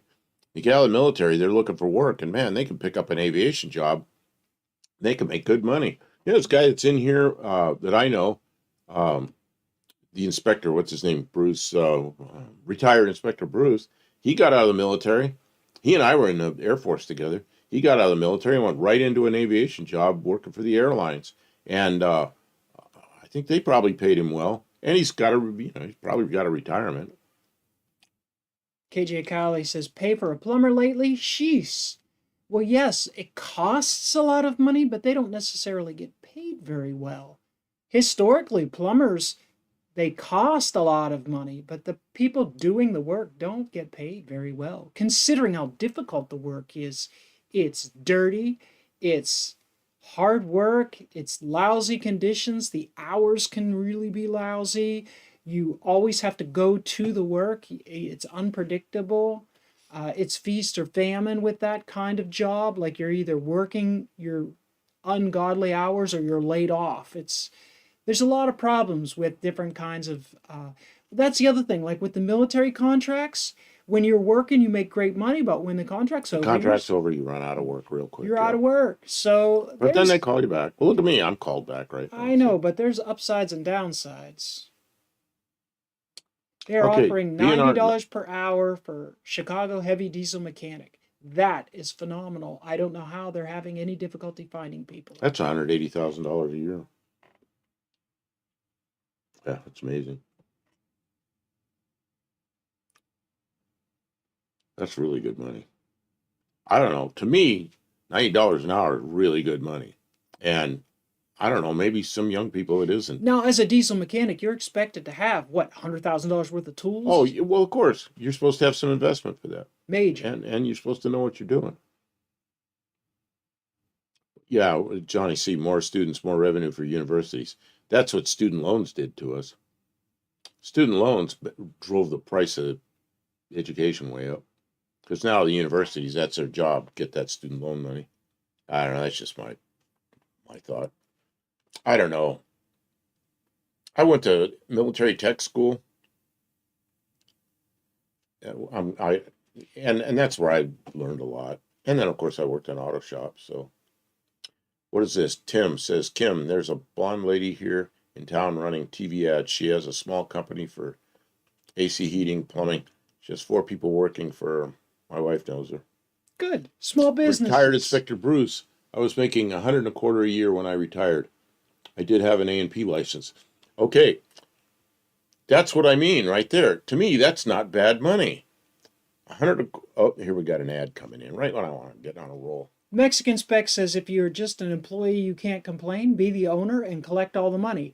Mexican Spec, I agree with that, but I don't think anybody's complaining. I think they just leave and they go find a better work. And so that's where people are, there's no one complaining. They're just not working for people who won't pay them a reasonable rate. Well, it's scrolling kind of by here, but retired Inspector Bruce said he was making 125 a year. And to me, there's nothing wrong with that. I don't know why they can't get people to work. I don't know. I think a lot of times the colleges and the schools, they set unrealistic expectations. Like they tell people when they start school, you're going to make this much money when you get out. But when they get out, they get offered way, way less. So they're kind of they're in huge debt, and then they get offered way less money, and it's overwhelming. Yeah, well, he had education from the Air Force, and he went out and got his A&P license afterwards, which took some study and some time and some experience, that kind of time. So, but that's not a college degree, I don't know. It just amazed me. Ozan says, whatever there is, there are old cars today. Old classic cars are only, it's scrolled away. Can you get that back? You got to keep up. I can't read that fast, especially when I'm jabbering about something else. Okay, that's it. That's way. Okay, whatever there is, old cars today are those classic cars only exhibited during EID holidays. It makes us happy that they are remembered. Okay, the reason I wanted to find out from Ozan what cars they show, what cars are there in Istanbul. What kind of cars do they have that they show at the holidays? Okay, you can scroll back down. Okay, Mexican $20 to eat at a fast food joint, highway robbery. Yeah, we take our food with us. We ate at a couple of restaurants on the trip, but we took food with us. What did we take? I remember we had food with us. Okay, here, B&R getting close to 50 per hour. I want, so I can, yeah, 50 an hour is 100,000 a year. If you're working an 8-hour day year round. So, yeah, I don't know. I guess I'm old. I don't think $50 an hour is bad at all. I don't think it's bad. I think $50 an hour, you're gonna pay your bills and you're gonna have some money left over. I don't think young people... Oh, yeah, of course, it depends on where you live. If you live in San Francisco, no, you're not gonna. If you live in Los Angeles, you might not. Some of the big New York City, you might not. But here you will. Well, yeah, but who wants to live here? Who wants to live here? What young person who's in their prime necessarily wants to live here? It's a pretty sleepy sort of town, and people want to live in the city or active communities, and the cost is astronomical. The price of housing, the price of a car, the price of all the things. Look at a new car. I mean, you're not going to... To me, I look at new cars and the prices on them. It's impossible. Forget it. Don't ever buy one. Period. End of story. So if you're go get a real car and fix it up and drive it. If your expectation is paying on your student loan, buying a house, buying a car, paying your insurance and all those things, like all of a sudden $50 an hour seems to start to look like a very small amount of money. And if you look at what, politicians are paid and what CEOs make and stuff like that, people get very disillusioned about their prospects in life. And I don't know. I don't know. This is not a political channel, and I feel like at some point we become political. We talk too much about wage discrepancies and Well, I don't want to talk about wages. I just think that $50 an hour is okay. Yeah, and he was saying he's working his way up to $50 an hour, or maybe it's close or something. Yes, that has changed a lot since I was in the U.S. I saw my first ad, Kubota tractors. Okay, you must be interested in tractors because it is. oh, The okay. ads are They're targeted to your targeted to interests, and targeted to the viewer. well, I mean, we're an automotive channel, so It's a misconception that tech gets what the shop charges. No, no, there's so much overhead. Um, a lot of that money has to go to everything that the cost of the shop, which is enormous. Oh, you're going to show what we his would ad like to was? thank Kubota Tractors for their sponsorship. They paid us 3/10 of a penny today by showing Tim and it is the most money we've made all day. So Okay, thank you, Kubota, for sponsoring our stream. Not sponsored, but indirectly Why would, sponsored. why would anybody Okay. think the employee gets what the shop charges? I bet a lot of people do think that. Ignorance, yep. Yeah, I know. When I was working in a auto repair shop, people thought I got what the hourly charge was. It was like at that time like $70 an hour or something. You know, I was making like six. Oh, there's no 1890. What does a 1963 Kubota tractor? Oh, those are probably model numbers. Oh, January. I don't know what are you getting into here? Why are you getting into Kubota tractor? tractors. I wanted to see a 1963. BNR says he's 55. North Dakota, $50 an hour is good money. Yeah, I bet it is. Except the one thing in North Dakota, heat. Man, you probably paying a lot of money for heat. Barbecue. Oh, Tim says barbecue at bait shop didn't sound good. Oh, your video cleared that up. Yeah, that place is amazing. I'd go to that before I'd go to some big New York City place with barbecue. That bait shop is great. That bait shop is great. You just don't stumble into stuff like that very often.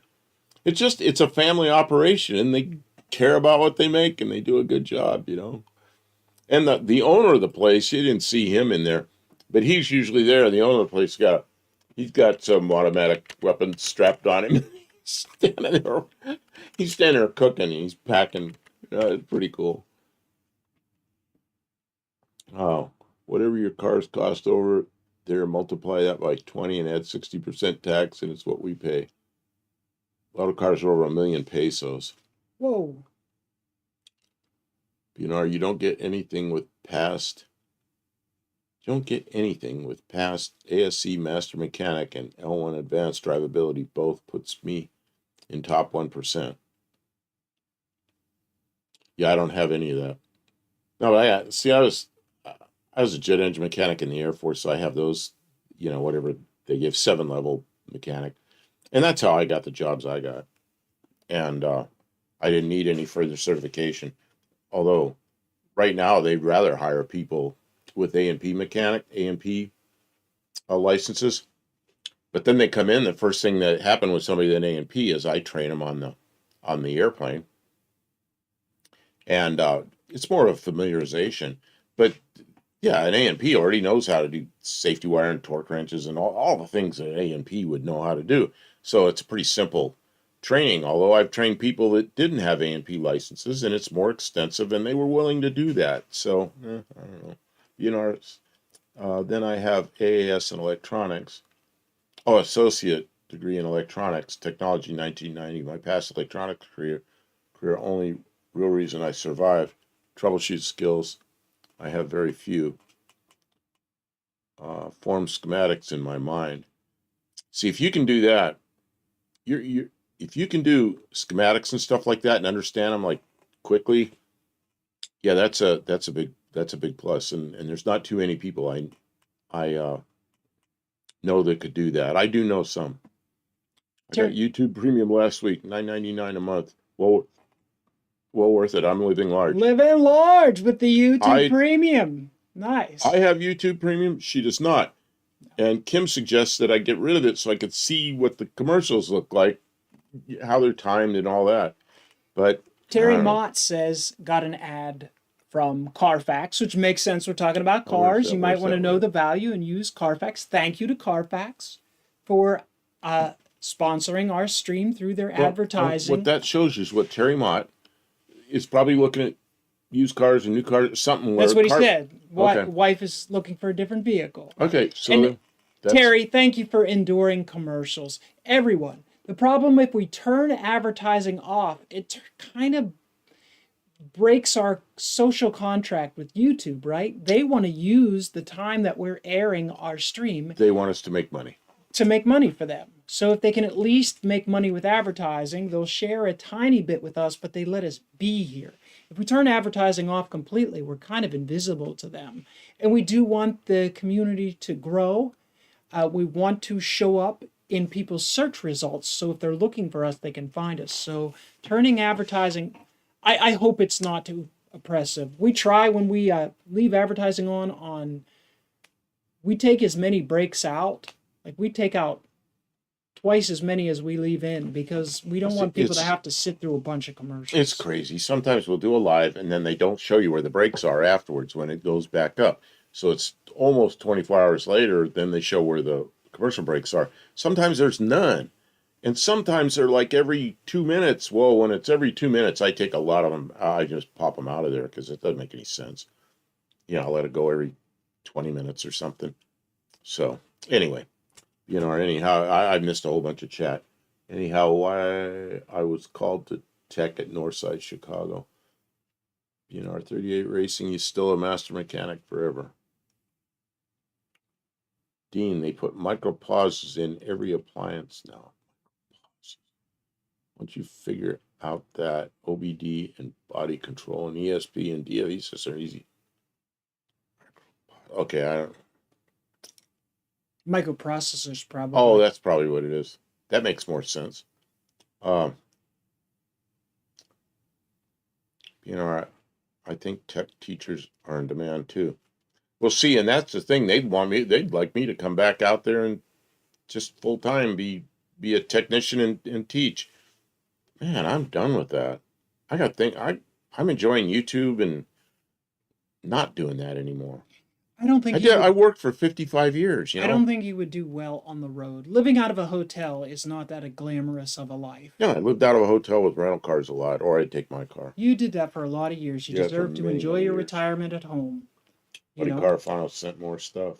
And we want to be able to be here with you. If he was out in Yuma, I don't know if we'd be able to do this. I think I would go out there with you and we would take the computer and try and do it, but we wouldn't be able to have a studio like this. Okay, we're back to cars here. Back to cars. Buddy Carfano sent this in. All right, I'm going to go back up and fix the screen. Okay. There we go. And it's a 63. Thank you, buddy. Plymouth Valiant with a 360 in it. They had a 360 and 63? That one does. Oh, somebody retrofitted it. They had slant sixes in them. That one, look at the back tires. Look at the wheel well. Ooh, it's ready for the drag strip, it looks like. Yeah, I think that's pretty nice.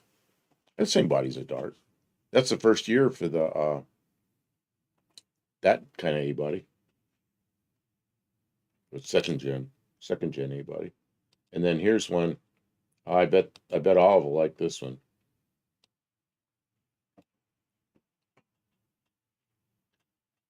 '63 Volvo 544. I remember going slot car racing when I was a kid, and there was one of the guys that'd take us, and he had one of those. He had some kind of exhaust that was noisy and had a tachometer. It sounded so good. But it was Volvo, which I didn't understand why he did that to a Volvo back then, but now I get it.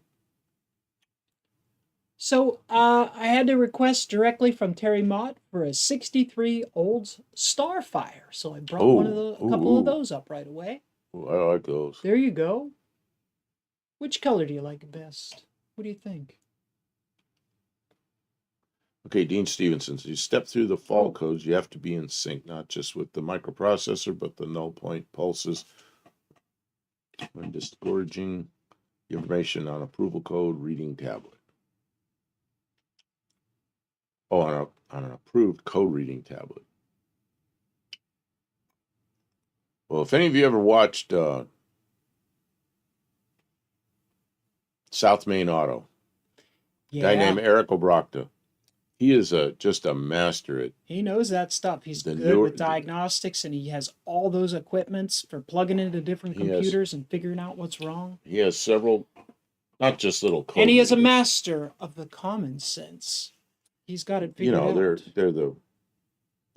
If you want to see somebody that knows how to diagnose newer cars, watch that guy. He's amazing. Watch everything he does. And I watch him. I don't really even like those cars, but I watch him because he's so good at diagnostics. It's fun to watch him. There's a lot. You can learn a ton from that guy. Really. South Main Auto, he is.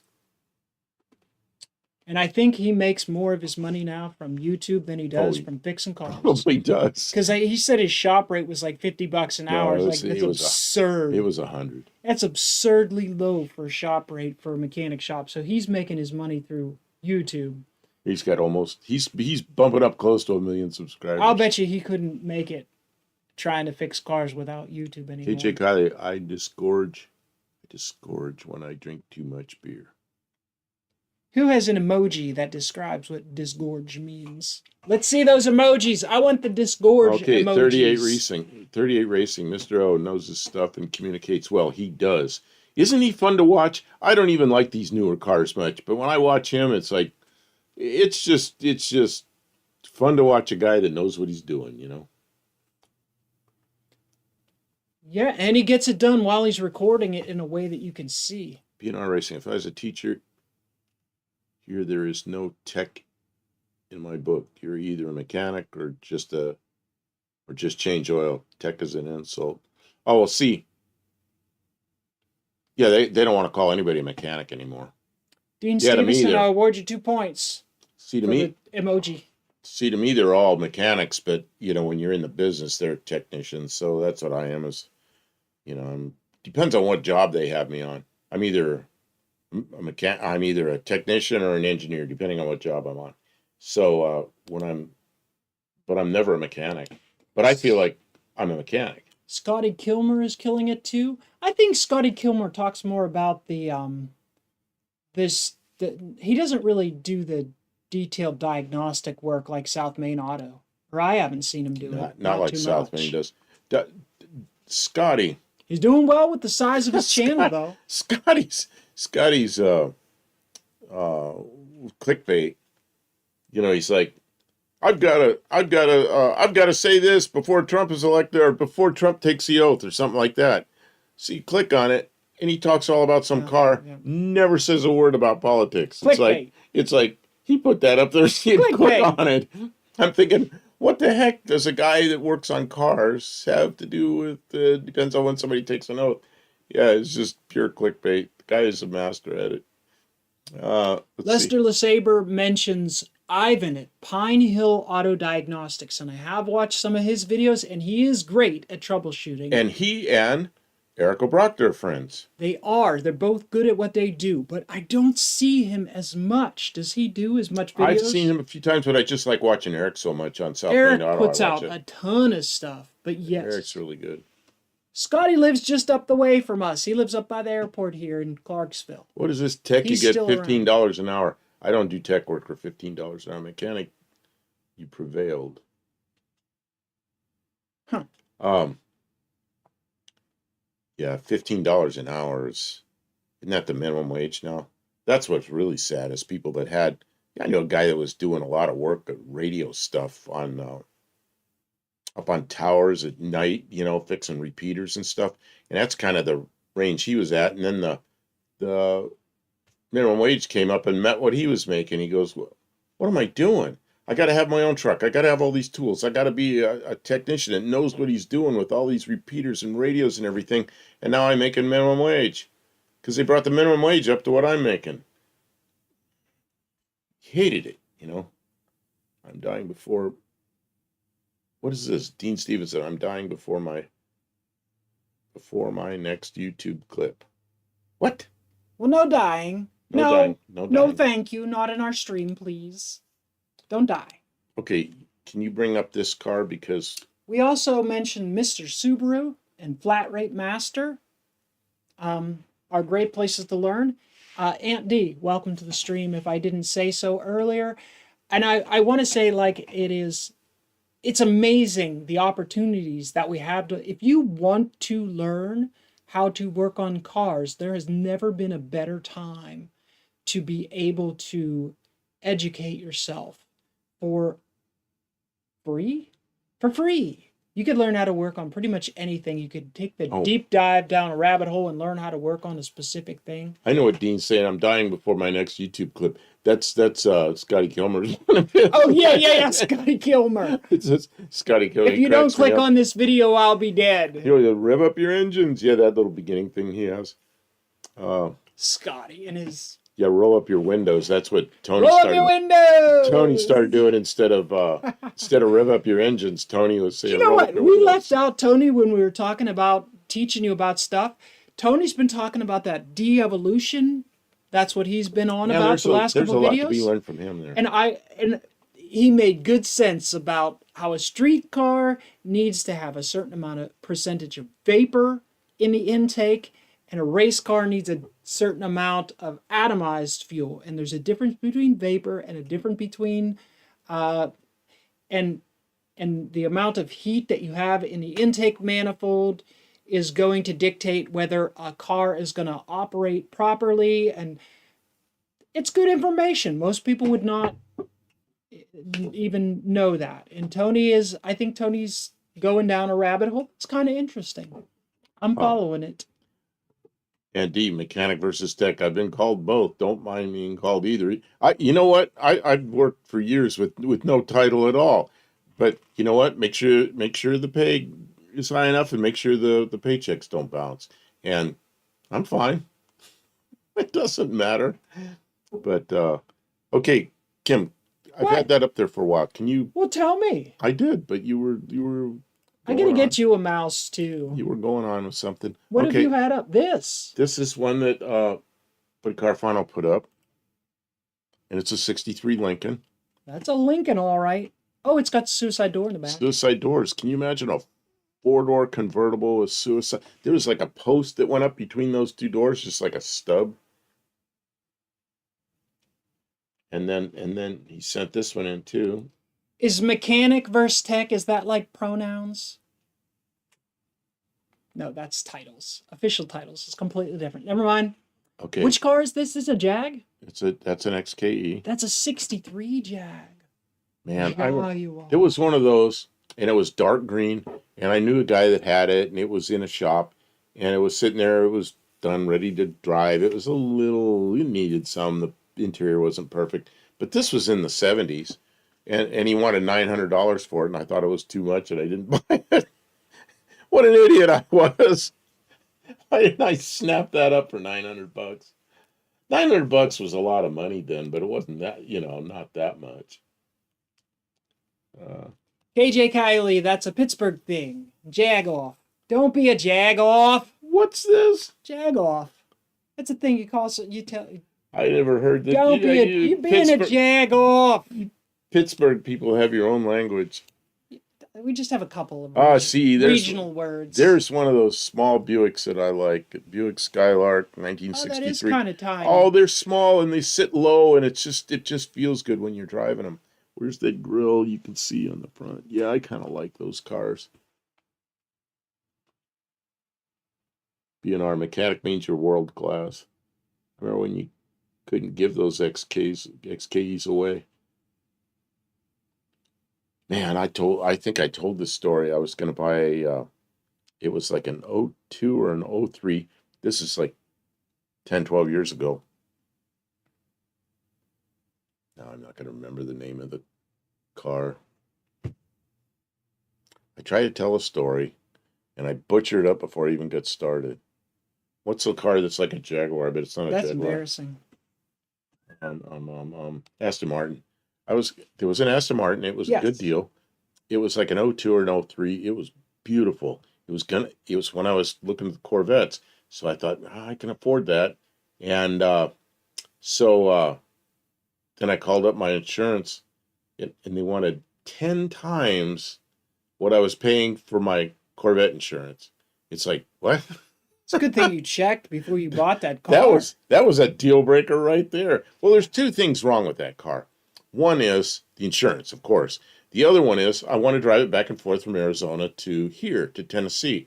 And in a Corvette, you get stuck alongside the road somewhere. You go to the nearest AutoZone and you buy Chevrolet parts.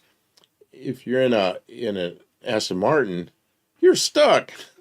Nobody's gonna have that stuff. BNR Racing, that's a nice color too. I didn't want to say that because it's purple, but I really like that color. And then I'm looking at my face. It almost matches the car. Why? What is that color called? It's like lavender. I don't know. No, it's not. Aston Martin is like a Jag. Aston Martin. There's Aston Martin that has salmon. The Aston Martin, the Jaguar XK. Which one is it? The little two-door coupe. Almost all of them were convertibles, but they were the same body as the Aston Martin. Now the Aston Martin had a longer nose and, of course, a lot nicer car, but it was the same chassis, I think. Johnny C says orchid. Orchid. Gearhead says salmon. Salmon, yeah. Salmon kind of has more orange in it, doesn't it? Dean Stevenson, I enjoy being a technician. I fired myself 3 times. I got hired back because the boss was a dickhead, Got hired because the guy. Orchid? We were supposed to be talking about orchid's more they didn't, purpler. Well, you're not supposed to be talking about 1970, 63. It's just, we're doing some 63 stuff. It gives us a little bit of guidance. It gives us a little bit of guidance. Orchid. No, I just coral. I don't know. Maybe coral. Yeah, I'm gonna give it coral. Just for the fun of it. I would call it coral. Just for the fun of it. Look up the 1963 Buick color chart. Okay. Let's see what they called it. XJS under the DB7. Yeah, it was a DB7. It's like an 02 or 03 DB7 that I was looking at. Rose Mist is what JB says. Gearhead says Rose Mist sounds right. Mexican Spec, ask Dallas. He's the Buick guy. It's right. It's right there. It's Rose Mist. Okay, who gets points here? JB knew it first. The color looks very different there than it does on That's what it is. That's what it is. Chart. I'm going to put the chart up. Put the chart up. It's Rose Mist. Oops. That's a wrong thing. It's right behind me. Yeah, Rose Mist. Rose Mist Poly. Then who got it first? JB got it first. Gearhead had it. Are you sure? Yeah. Okay, I just don't want to. Yeah, JB got it first, and Gearhead. I mean, they popped up almost the same size. Yeah. All right, I'm gonna award you guys both. I think actually JB got it. Yeah. Okay, JB, I'm gonna award you 3 points. That's a lot of points. Mojave Sunset, KJ Kylie. Sounds like a beautiful color. I don't know if that's the right one, but boy, that's a really pretty color name. You know how to piss off a person at a flight service station? Flight service station where you call in ahead of time. I don't know how you do it now. It's probably all on computer. But you used to call in on the phone and file a flight plan, and then when you get in the airplane, you take off, you activate the flight plan. But one of the things in the flight plan is the color of the airplane. I was flying an airplane and it had 3 different colors on it. So instead of saying like white, orange, and brown or whatever it was, I looked up what Cessna had and what they called the colors. So when it got to part in the flight plan to read off the colors of the airplane, it was words like this. And that guy went, "Don't do that again." Didn't like it, huh? You tell me, he says, the major color. Don't tell me orange if it has a little orange stripe on it. If it's a white airplane, you tell me white. And then the next larger color, and then the smallest amount of color. And give me colors that I know. Okay. I thought it was funny, because I was a young kid.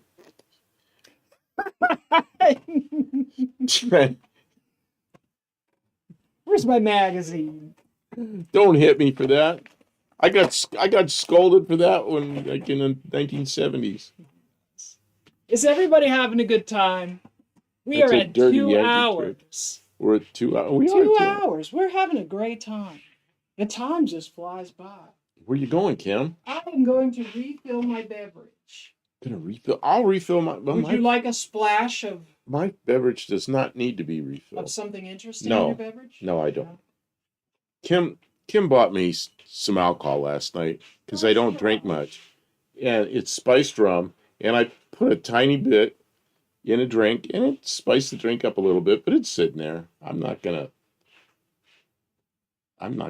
drink much of that. It'll, like she says, I bet this lasts you a year, and I'm thinking it might. That guy is probably telling the same story about some snot-nosed kid that day. Yeah.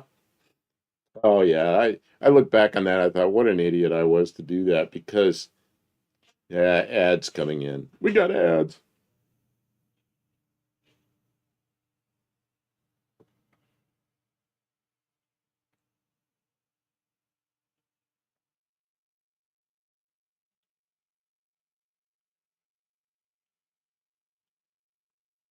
Okay, I didn't get hammered, Dean. If you went in there and looked at that bottle, you wouldn't you wouldn't be able to tell anything was taken out of it. You know, I had a bottle of what did I have the bottle of, Kim? Oh, a friend of mine came here Christmas 2 years ago. Was it that green stuff? No, he bought me a bottle of some kind of expensive whiskey. Oh, okay. And I'd pour it in my in my Diet Coke sometimes. And I still had that bottle. It still had whiskey in it. The next Christmas, and it was some months after that, I finally finished it. So yeah, that's my. I'm not opposed to drinking, but I don't like what alcohol does to me. But I like the taste of a mixed drink sometimes. Well, you have to be I do very it. careful too because alcohol has a Oh, lot of sugars. oh, to and it. I'm a diabetic, so I shouldn't be. I shouldn't be You gotta be drinking. careful, but you're allowed to enjoy an occasional drink. I take care of him. He deserves it. She brought that to me. She says you've been working too hard, so she brought me a gift.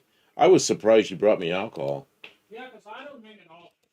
Yeah, and Kim doesn't drink at all. So here, uh, Buddy Carafano sent a '63 Chevy Nova, which is a nice looking car. I just don't like the front suspension on them, but I don't like the whole front structure up front underneath. But I think they're a nice looking car.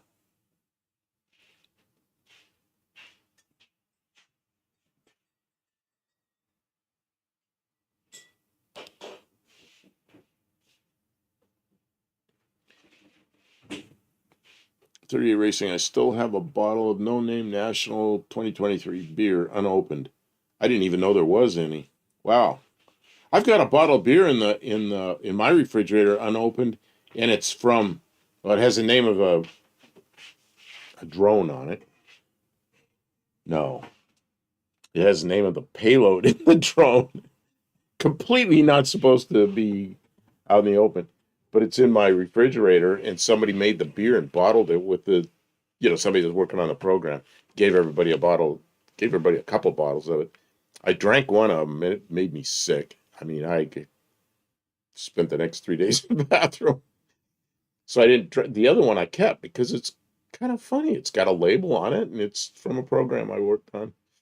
Hey, Buff, when you going to show us your model cars? Oh, God, I'm afraid to go find them. They're in a, they're probably out there in that shed, aren't they? Built model cars? Yeah. Probably, yeah. There's probably all animals in there and everything. RC Industry brewed it. RC Industry, okay. Well, that's interesting. That's cool. RC Industry came down here. I don't know. Rick's a good guy. We enjoyed meeting him and Curtis. They were a lot of fun. Yeah, good sports. We had a good time when he was here. Billy Beer. I never had any Billy Beer. Remember Billy Beer? No. You wouldn't remember it, but we've talked about it before. Yeah. Yeah. The President of the United States, and what's his brother do? Well, his brother drinks beer and pees on the tarmac in an airport.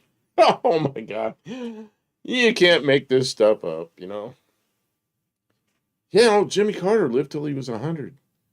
Billy died quite young from what I remember, but oh. Let's see here. Yeah, I would Buddy never want Carvana. a vehicle with a black hood or a black roof. Oh, here comes one Mexican spec's gonna like. Here comes one Mexican spec's gonna like. From Buddy Carfano. There you go. Nice. It's a little pixelated. It's a little pixelated, but I kind of like it because of the taillights and because of the breezeway. Look at how long that trunk is. I forgot how you open up the trunk, you put like suitcases and suitcases back there when you're traveling. You'd see the car going down the road and the back end's kind of low because all the weight in the back. We need to feed RC Industries too much of his own beer and see if he gets been drunk. Yeah, I bet he doesn't drink very much. Generic beer, white can. Man, remember that stuff? The generic beer, white can with black Beer. it just said beer on it. I used to buy that stuff. The back window goes down? That's kind of a neat feature. Yeah, that center part of the back window goes down, and it's electric and goes up and down, and it's air flows out through there. Like I said, I knew somebody that had one in South Dakota when I lived there in 65 and 6, and they'd roll that window down about this far and just leave it like that always. So they always had. I like how Dean spelled spell check. Where is this? Oh, check. Yeah, he does that. I forgot when you said it. I looked over there. Oh yeah, that's how Dean spells check. Good for sneaking in and drive-in. Boy, that trunk looks like it would weigh 1,000 pounds. The trunk. That's where the mother-in-law rides. You could just take No a need window for a out. car trailer. What's that? No need for a car trailer. That trunk is huge. I'll bet. Yeah. Think all the car parts you could fit from the swap meet in there. Well, that could be a hardtop convertible like the 50 Ford that the top folded into the trunk. Man, yeah, those are supposed to be classics. I think those are like they're the ugliest 57, 8, and 9 Fords. Or those, what do they call those things where the stupid top folded and went in, all these motors ran that thing. And a deck lid was huge. I really like 57 Fords, except that body style. But I don't know. They're worth something, I guess. Yeah, it's a breezeway. That was called the breezeway. Jibby, I took pics of one of those during Lone Star Roundup going down the highway at 70 miles an hour, hanging out the window like an idiot while my sister was driving and freaking out. Oh, God, should I tell the story about any kids in here? I don't want to encourage any stupidity. No. Move on. How are we doing with the emails? I want to tell that story, but then I'm going to look like I'm stupid. Oh, look at my alien. I forgot that thing is green, and you can see through my alien. You can see through my alien. One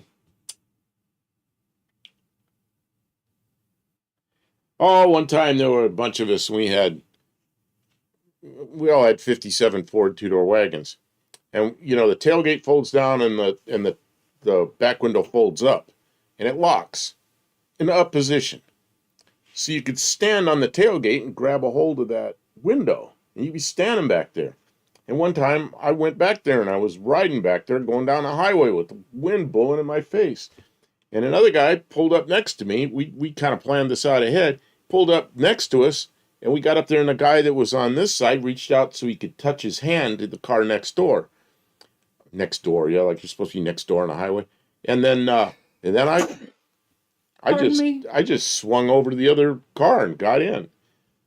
We were going 70 miles an hour. I look back on that and go, what the hell was I doing? But bad. We all thought that was like great Stay stuff. in your vehicle. In fact, if Rick Shea was in the other car, Rick Shea was a passenger in the car when we did that. Stay properly fastened in your automobile. And he was on public roads. He was in here earlier. Oh man.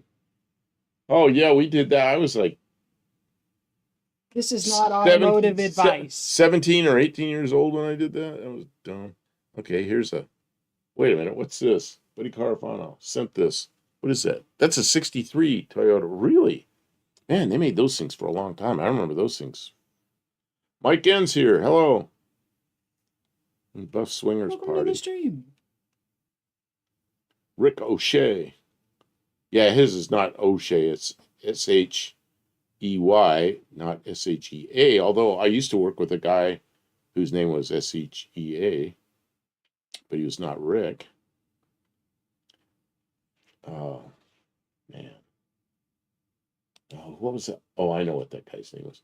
Man, buddy sent me a lot of stuff here. Oh, here's a nice car. Oops, that was a mistake. I pulled something wrong.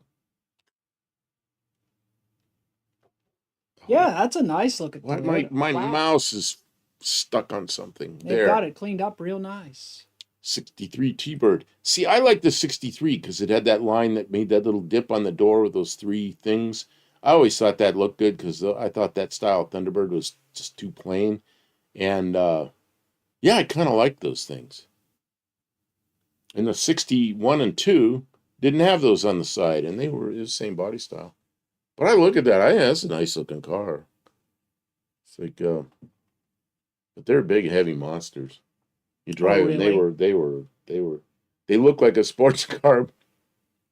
A big floater going down the road. Yeah, they're a heavy car. I don't know what they weighed, but they sure felt heavy. I think they were trying to make them, ride smooth. And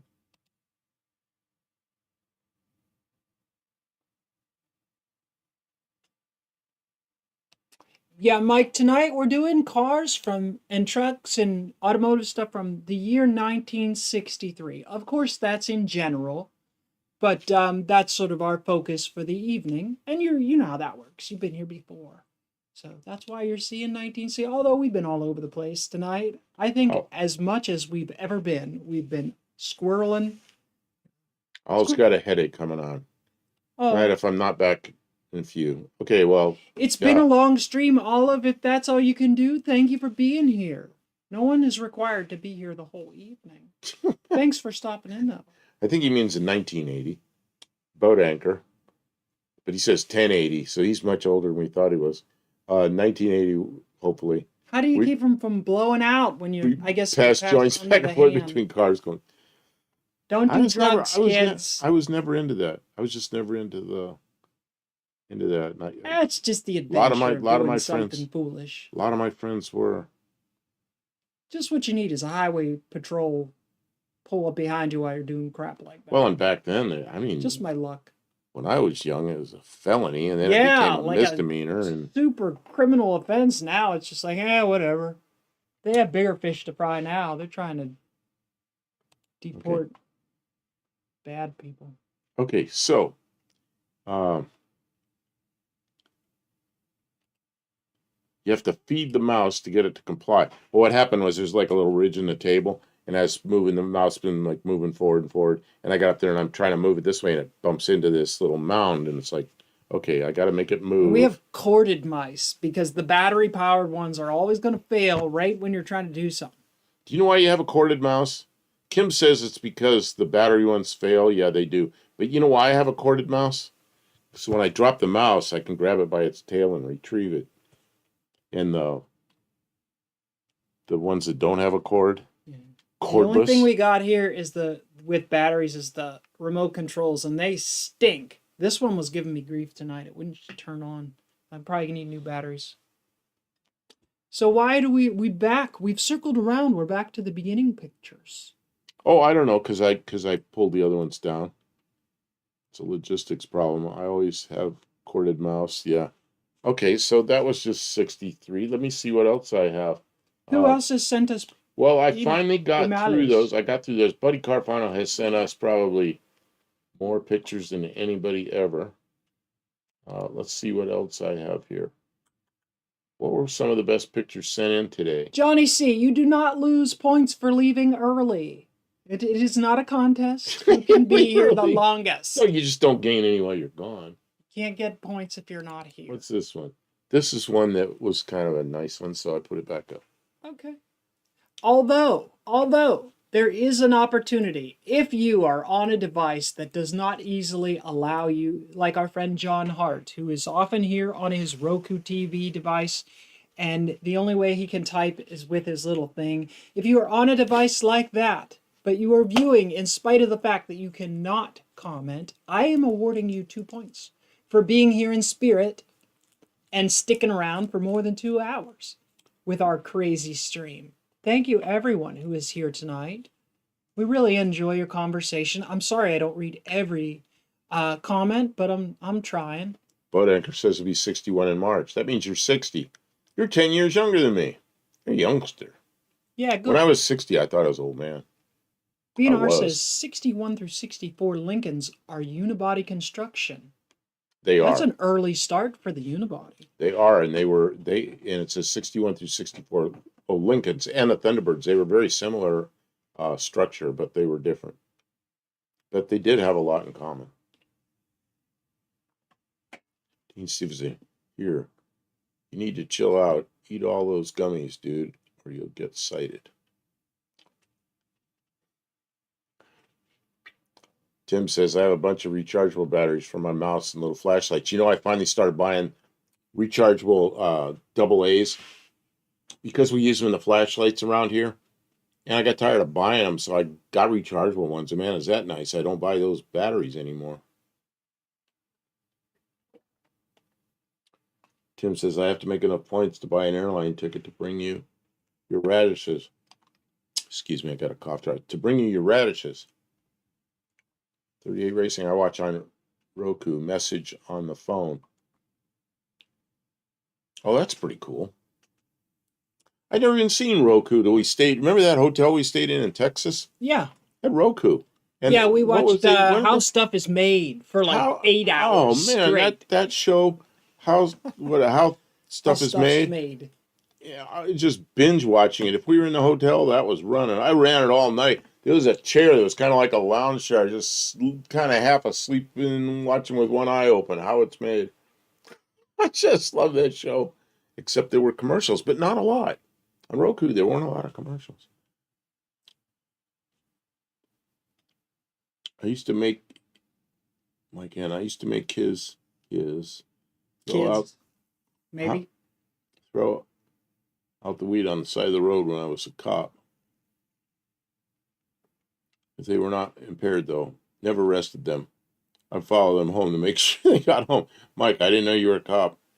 Man, I had a law enforcement job for 2 years, almost 2 years, back in the early 80s, very, very early 80s. A little disappointed in a lot of the officers. It's a tough job. Sadly. What wagon is that in the middle corner? Oh, in the back? That's a 58 Chevy. Oh, here. Let's see what I can do with that. Can you zoom? I can zoom, but I don't know what. Wow, this is a really high quality. I don't know what the resolution's going to be. Holy moly, is that a high resolution picture? That is a 58 Chevy. What's the one up there above it? Oh, above it? Man, that's some like a 50 Chevy or something. Okay, go back 52 to the Chevy, and then there's a 59 Chevy. Hey, there's a 59 Chevy back there. Okay. Yeah. And then there's, what is that, a 61 Plymouth next to it? Yeah, that's amazing. You're asking what it was. I was able to zoom in on it. Yeah, Ray, did you see up there? I think it's a 59 up there. See if I can, how far I can zoom in. It's getting kind of, that might be a 60. I don't know. I'm amazed I can do that. But that's a pretty nice picture. Yeah, 61. Yeah, I saw a 61 Plymouth as well. All right, so KJ Kiley mentioned something that is off of the regular topic, but I think it's very much automotive adjacent, so we might want to mention. I think it might be noteworthy even. Brings up the 2025 VW microbus. Man, there's no mistaking that's a VW, is there?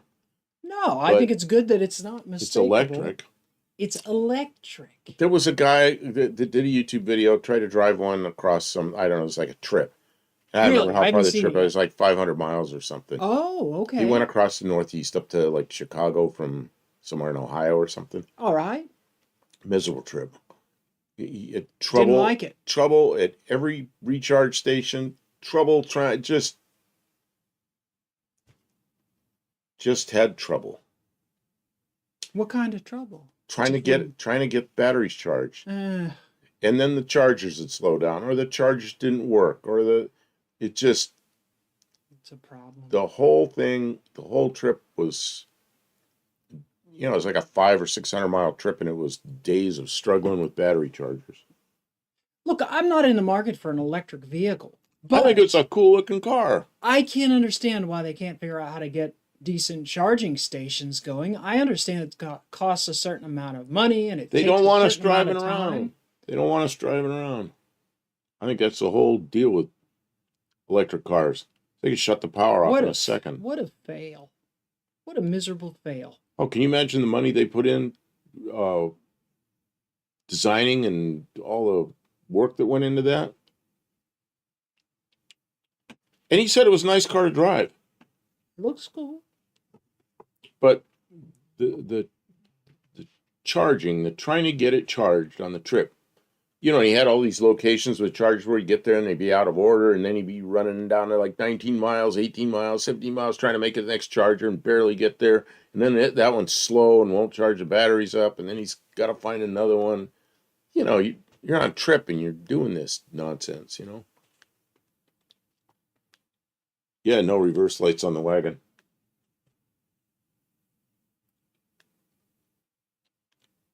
Well, Mexican spec, those old cars didn't have reverse lights unless you ordered them. That was an option. Backup lights like our 56 Fords. Man, I don't think I ever had a 56 Ford with the backup lights. They had that little fin in the back. That's where the backup light went, but that was an option. 59 Chevy Delivery is one of my favorite wagons. Yeah, me too. Anything that's a delivery, yeah, I like it. All right, I'll go back to the Chevy because you guys like classic cars. I thought I'd bring it up because it's something different. How much is that VW? $70K? I'll bet it is, which is just, who has that kind of money? How many friends, Jesus, can you fit in it? Okay, what were you saying, Kim? I was reading now. It doesn't matter. We're back to the Chevy. Yeah, but you asked a question right when I read Dean Stevenson's comment. Does anybody remember the question? I don't remember the question. Oh, you said something right when I said, how many friends, Jesus, can you fit in it? How much is that VW? 70K? Yeah, it was something like that. It was really expensive. It was crazy expensive. Well, we have a 220 line out at the shop. We have 220 here. The problem is not charging at home. The stove is 220? Yeah. The water heater is 220? Is it? You put the water heater in. She put the water heater in. Yes, I mean, it's here, but yeah, you have to put the charging stuff in, but still. And then they don't want you to charge. Don't put it in your garage in case it catches on fire. Keep it away from the house. I think I made a video of installing the water heater here. You did. That would be on my channel. Kim Fixes Things from probably more than a year ago. It was one of those times that company hired me back, and I went to Oregon for something. I don't know. I had to do some of the airplanes in Oregon. Certifying new technicians, new mechanics. Anyway, I was up there, and the water heater took a dump, and Kim fixed it. She replaced it. Mike N says, you guys don't have to catch every question. If it's important, we will ask again. Thank you for understanding, Mike N. Sometimes if we miss your comment, it is appropriate in a little bit. You can circle back around and ask again. Sometimes we just can't follow it all.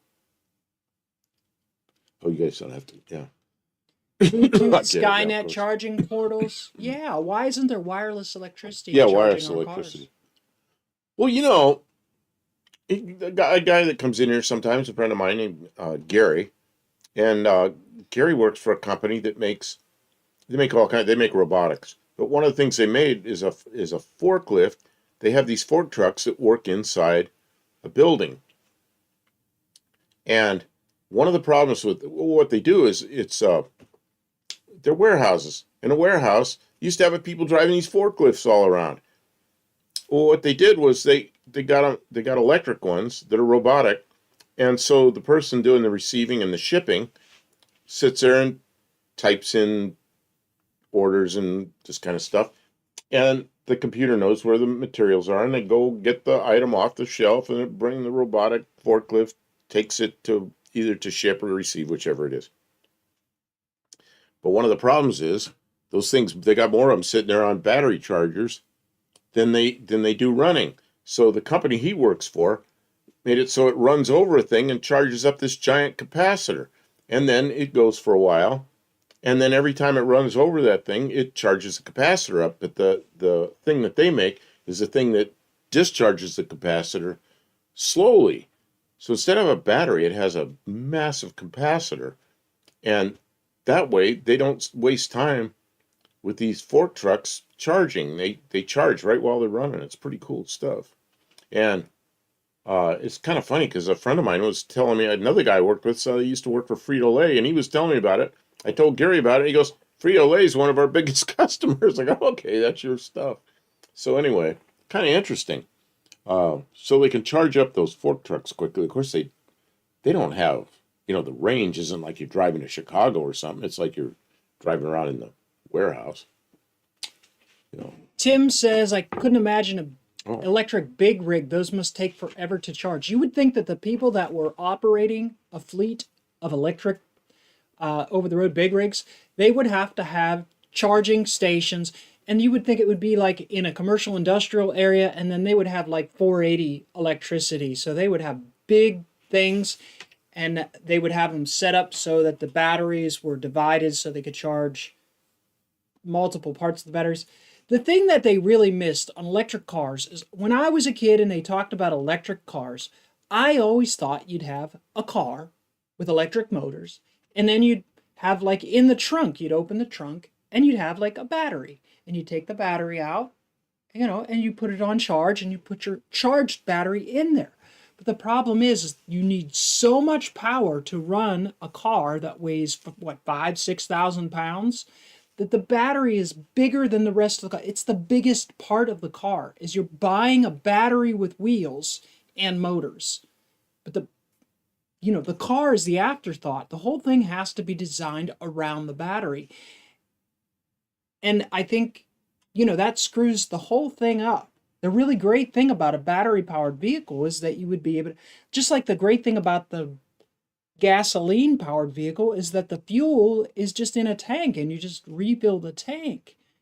Battery-powered car, you can't take the battery out and put a good battery in and just keep on going. And until they come up with a source like that for electricity, to store electricity, battery-powered vehicles are just never going to catch on because the charging takes too long, and it is integrated into the vehicle. And I mean, you like an aircraft carrier and have a small nuclear reactor. Well, yeah. Wait till that crashes. Yeah. That hopefully that never happens, because I can just think of too many problems there. But there's all kind of problems. Like when a battery is $5,000, like you don't want it to detach easily from the car. You want it to be part of the car so it can't like disappear. So I understand why it doesn't work, but we never thought it was going to be that way when the whole plan, I don't think anyone envisioned it to be like that. Richard Rosnick, welcome to the stream. My battery was in the trunk. My battery was in the trunk in 1963. That's good for weight distribution. This is from Mexican Spec. The picture, Kim. Yes. That is a Volkswagen bus painted up all with love and peace signs. Very cool. Oops, the wrong way. I went the wrong way. I think a lot of the problem with... There you go. Have you got that for sale? Look at that thing. That's fun. A lot of the times cars now, the designs are an afterthought to like the safety. They have the unibody structures and all that stuff, and that stuff is sort of dictated, like it has to meet these standards, and then the design is just the skin they put over top of it, maybe some plastic stuff. It's crap. Tesla needs to make a trailer with a generator the cars can pull for the road trips. Yeah. Can you charge a Tesla while it's moving? Is that even a possible thing? You probably have to stop for it to charge. It's a portable range extender. It's not a. I want to know about this car, Mexican Spec. Is this, you have this on your list? Oh, he'll tell us. Oh, look at that. Look at the steering wheel. We got a banjo type steering wheel somebody put on Nice. there. I don't know if I like it, but it's there. It's interesting.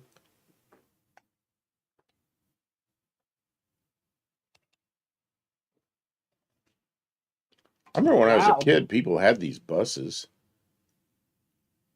Blow through ventilation. Yeah, the window's open. That's crazy.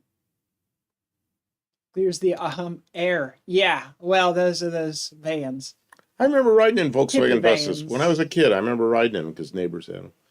And they weren't fast. They were darn slow, but they get you around.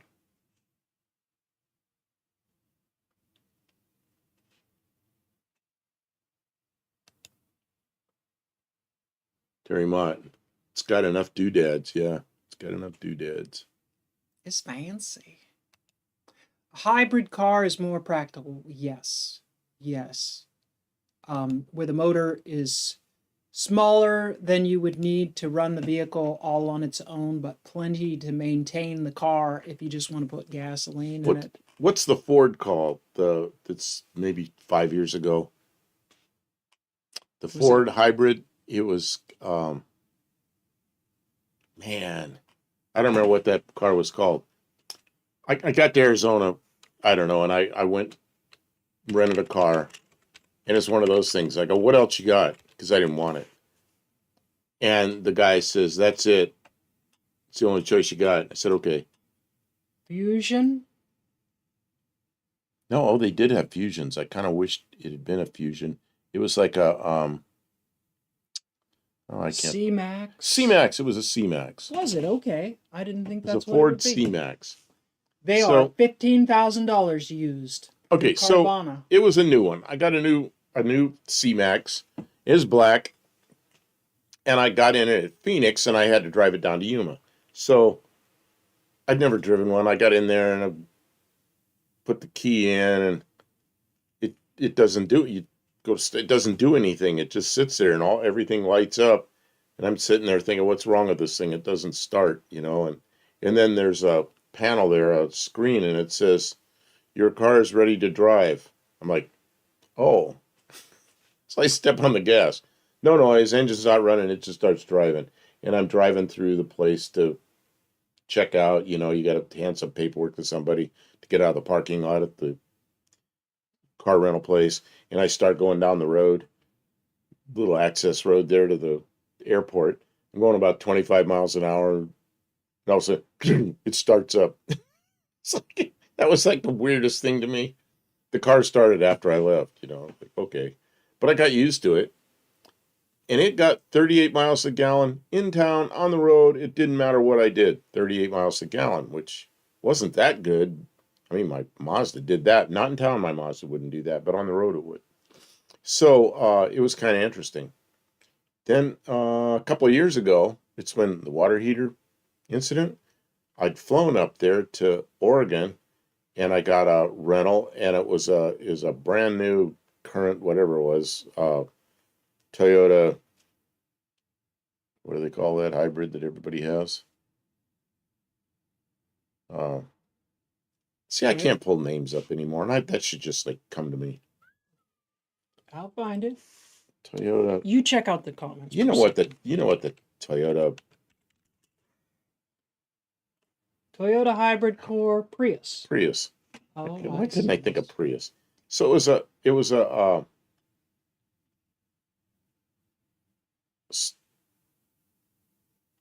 Richard Rusnak is here. Welcome to the stream. Oh, I'm reading what he says. My phone data was corrupted. I had to start over and get it fixed. Max Rich, Dick Dastardly. So you are Dick Dastardly? Oh, that would make. Oh, well, hi. Now stream. That's why you're okay. We Mr. Get it now. Max Wedge. So I got a new Prius up there, and I had to pick it up in Washington at an airport. Drove it into Oregon. Drove it around like locally for almost a week.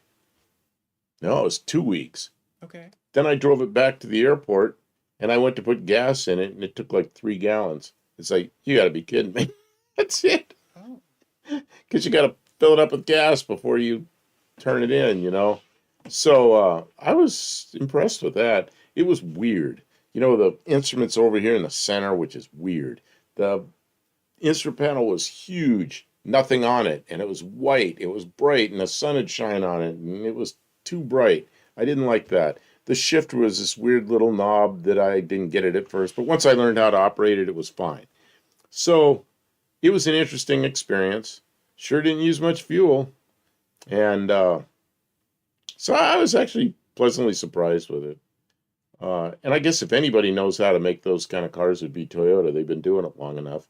I don't really like the complexity. You know, what's that car gonna, by the time we afford the car, it's 25 years old. What's that going to be like? I don't know. No good. Probably dead.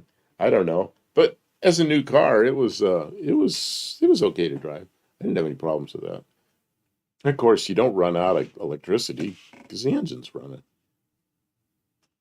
Max Wedge is here, and 63 is the year of the 330 Max Wedge. Coincidence? Oh, somebody asked what the year was next year. Or next year. Wrong. Next week. We know what next year is. Okay, next week, 1978. I don't know, we came up with this list. So 1978, I mean, I have a 1978 car. Woohoo.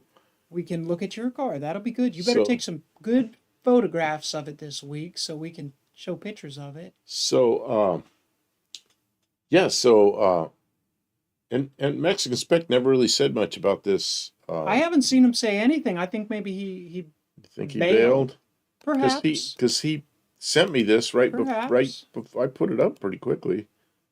It's a very cool example. A lot of doodads. Yeah. Well, we'll have to check on Instagram to see the new things that Mexican Spec lists. Even if you're not buying it, you get to look at it. And if you do decide you want to buy a classic Mexican Spec vehicle, you can talk to Mexican Spec and see if he can help you out. What haven't we covered? Is there any really rare 1963 vehicles? What European models and performance models were there? I think the most rare one that we really did cover was the Chrysler turbine car. Turbine car, yeah. I don't know, 63 Ford. The big Ford Galaxies, they had acid dip bodies that were for racing. They had 427s in them. There weren't very many of those. My buddy has a 65 Cornet Max Wedge car. Bought it for $1,200 like 30 years ago. Man, is that amazing. You know, I remember the color of my old 78 Formula Firebird. It was Mayan red. I thought I was going to get by without taking another cough drop, and I'm starting to. Well, I am just going to go through some of the manufacturers and see what their offerings were. These are some 1963 BMWs. There's a 1500. Oh. And a 3200. That 3200 is like really old. That's not 63. It says 63. Lane Motor Museum. Oh, I don't believe that's 63, but it could be, I suppose. Mexican Spec says he's back. Okay, he's back. Now he can answer questions. I was asking questions about this. Oh, we've gone past it now. Kim's moved on. That Volkswagen bus. I can go back to it. Yeah, is it one you got? Yeah, that one. The one I showed all the pictures of it more than once. So is that currently, I mean, it's got one of your license plates on it, so I assume you're, it's one of yours that's your, have for sale. Do we have a picture of a 63 Avanti? We showed one earlier tonight, but yeah, we could pull one up. We'll find one. 63 Avanti was quite a car.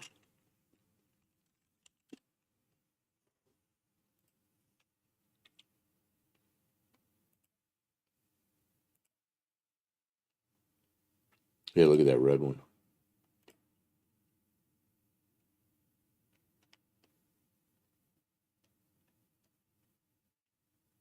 Yeah, Navani looked good with the round headlights. I liked it when they went to the square headlights, but now I look back and go, you know, I like the original body That's a really style. wild looking car. Oh, yeah. And Studebaker were kind of old, stodgy looking cars. They were always behind the time, you know. And then they came out with this. It's like, whoa, where did this come from? And it was fast. You get turbocharged or supercharged. You know, Andy Granatelli went 171 miles an hour and went out on Bonneville. Stock car, you know. It's like, wow.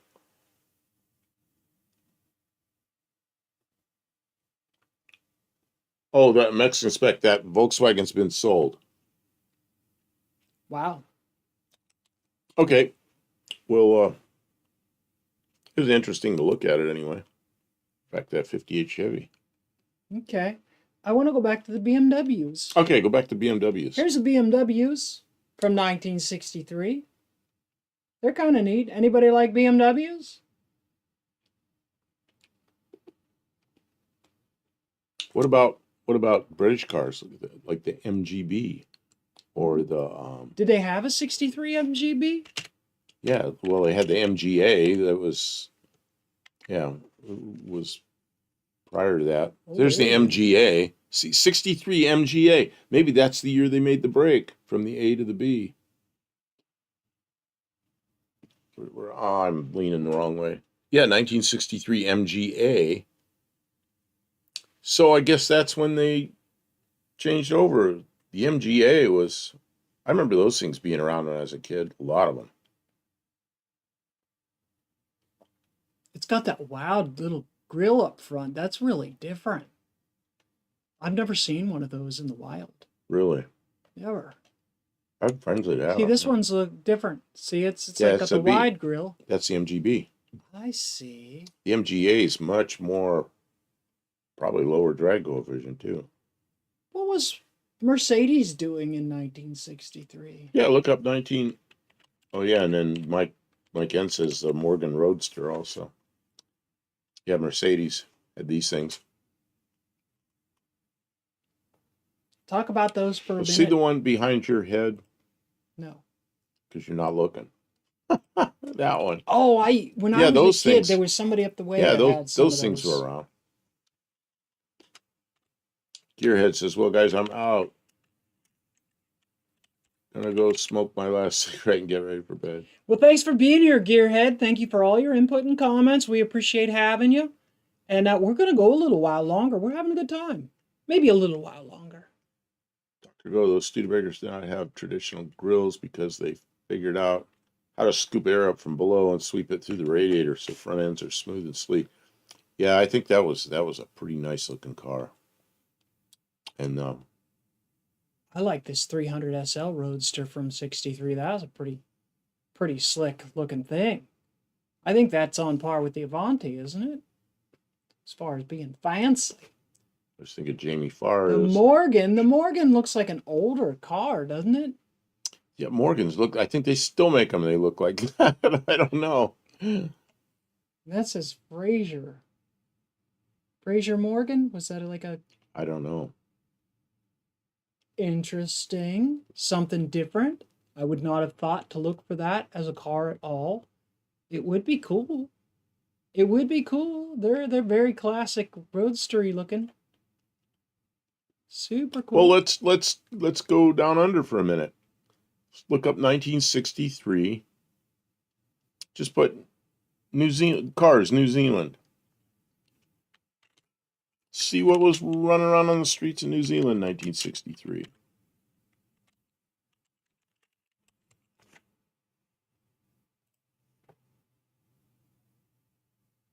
Datsuns.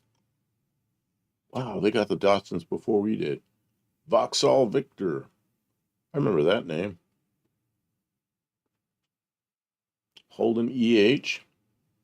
Look, there's the New Zealand Grand Prix from 1963.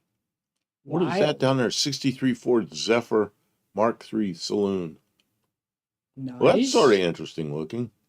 Here's a Rolls Royce from '63. Look at that. That looks like something out of a James Bond movie. With right-hand drive.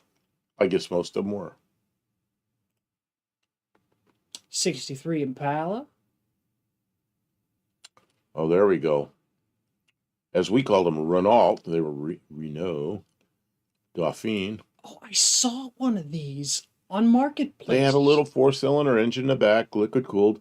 And a friend of mine, his There's sister one of these had on one. Marketplace right now. Really? Does it Yeah. run? I don't think. Yeah, his sister had It looked one. complete though. It had His the glass in it and everything, but it looked pretty sad. his sister's was like a 60 or 61, looked identical to that, but it was red, kind of a chalky, worn out paint. And it was she drove it all around. That was her car when she was a teenager. So I rode in that thing. 3 Impala wagon. That's sitting kind of low. Dean Stevenson, Dotson, and Sonny. Next inspect, we have Bluebirds here if anybody wants one. I know nobody wants one. Well, Bluebird, wasn't that the little sports car that they called the 1600 here? Dean Stevenson 2.55 liter right hand drive 6-cylinder Zephyr. I like that Zephyr. What's that one behind your head? So what is that thing? 63. Dean, what is that? 63 print. Looks like Prince or Princess or something. JB, there was an electric Dauphine too, the Henny Kilowatt. Really?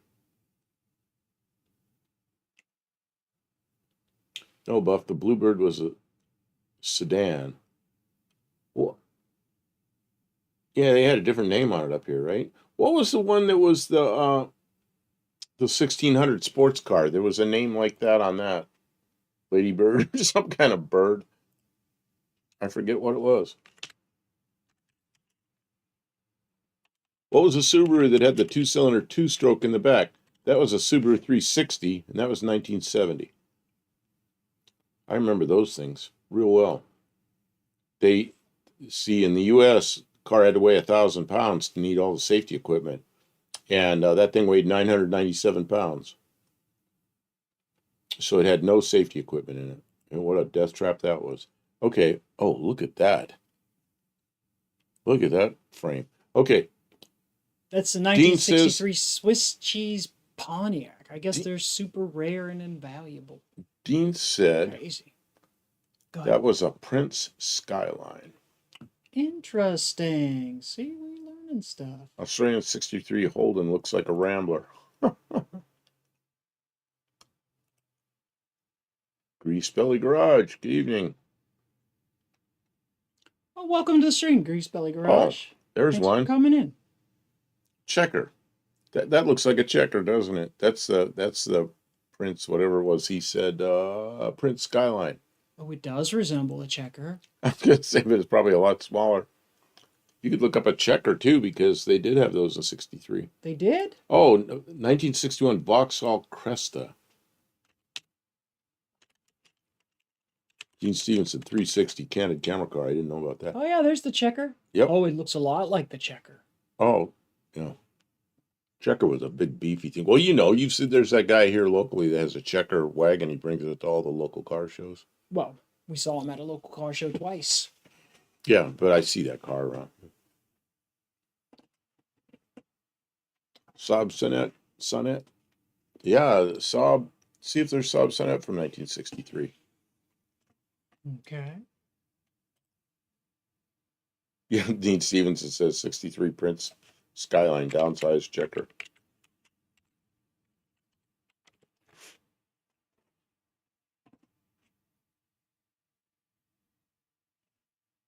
Wow, that's a 63 car. That's the first generation Saab Sonnet. There's the second one. The yellow one's a second generation.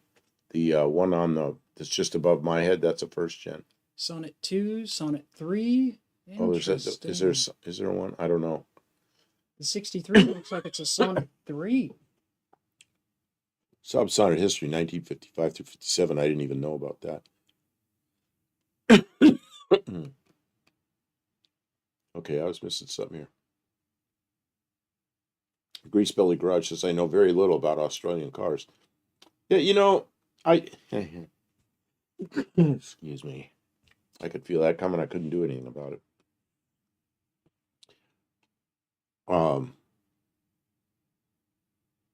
Yeah, I sort of got interested in him at one time, and then.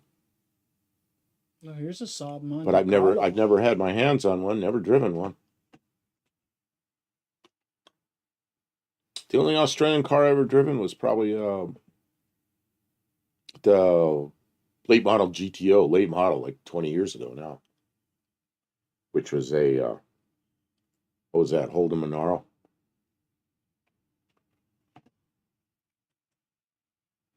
Oh, and whatever the G8 was. I don't know if I've ever driven a G8. I don't think I have. Subaru 360? What's a Subaru 360? I gotta look. Oh, it's an egg. Looks like they took a Volkswagen Beetle and made it uglier.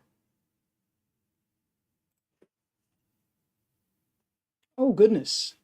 It's 2-cylinder engine in the back, 2-stroke, Well, at least the front, 360 at least the whole cc's. front doesn't open like that No. BMW. No seat belts. I mean, see, I know a story about one of these. I was always looking for cars for sale, and I was in a Chevy van, and there was one of these things next to me, and the guy had the windows rolled down and had a for sale sign on it. I said, "Hey, how much?" And he told me, well, I don't remember what it was. It's cheap, like $200 or something. I said, I want to look at it. He goes, "Follow me." So I go to his house, which wasn't very far. There was no seat upholstery on it. It was just the springs. It was like, oh, that's weird. But it was cheap. I said, "Can I drive it?" He goes, "Sure." And he's a Mexican guy that hardly spoke any English, just a little bit of English. And I didn't speak much Spanish. So I got in it, and I start driving it down the street. And it's a manual, first gear, second gear, maybe third gear, and there's stop sign. So I let off on the gas. I reach over, step on the brake, and the brake pedal's just, it's not connected to anything. It's just swinging there. And he looks at me, he goes, "Oh, no brakes." I'm like, "Yeah, thanks for telling me." So I look real quick, nobody's coming, and I go through the stop sign. So, okay, now I got to be really careful. So I drive, like second gear and don't go much faster than this. And then I got back to his house. He goes, he had mowed the lawn like forever, big tall grass. He goes, "Just drive in the grass, it will stop." So I drove in the grass and stopped. I ended up not buying that thing, but it probably would have been a fun car to have. Easy to check for drugs. Yeah, no. Yeah, it was just metal floors and no upholstery. I mean, no upholstery. I had two cars like that. I did have a 68 Ford one time that I took on a trade-in. 68 Ford Galaxy, four-door, had no upholstery on it, just springs.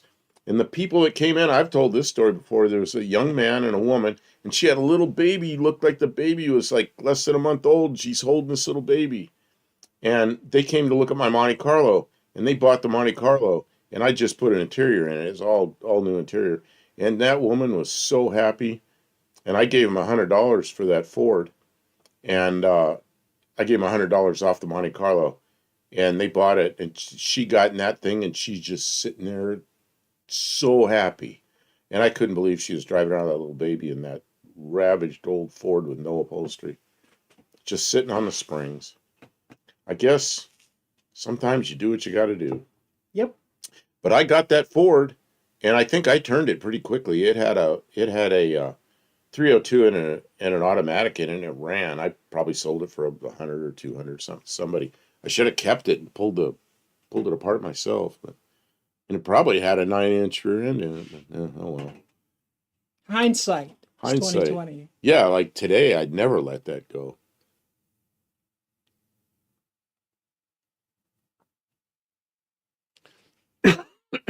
Yeah, those things are a death trap. You hit something, the door flies open, you just fly out. Thrown clear of the accident, like they say. Yeah, thrown clear of the collision. Man. Thrown right into the middle of it. Well, Kim, we're coming up on 3 hours. What do you think?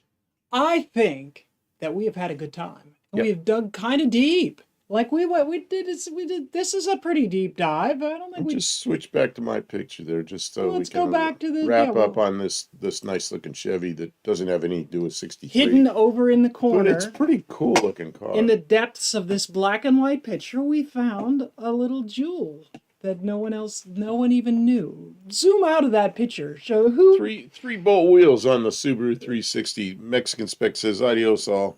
Oh, Mexican spec's going. He's had it. Well, as soon as I said we're gonna take off, he's Who found that car in the back of this picture? We had no idea we could zoom this far in. Yeah, somebody wanted to see that 50H.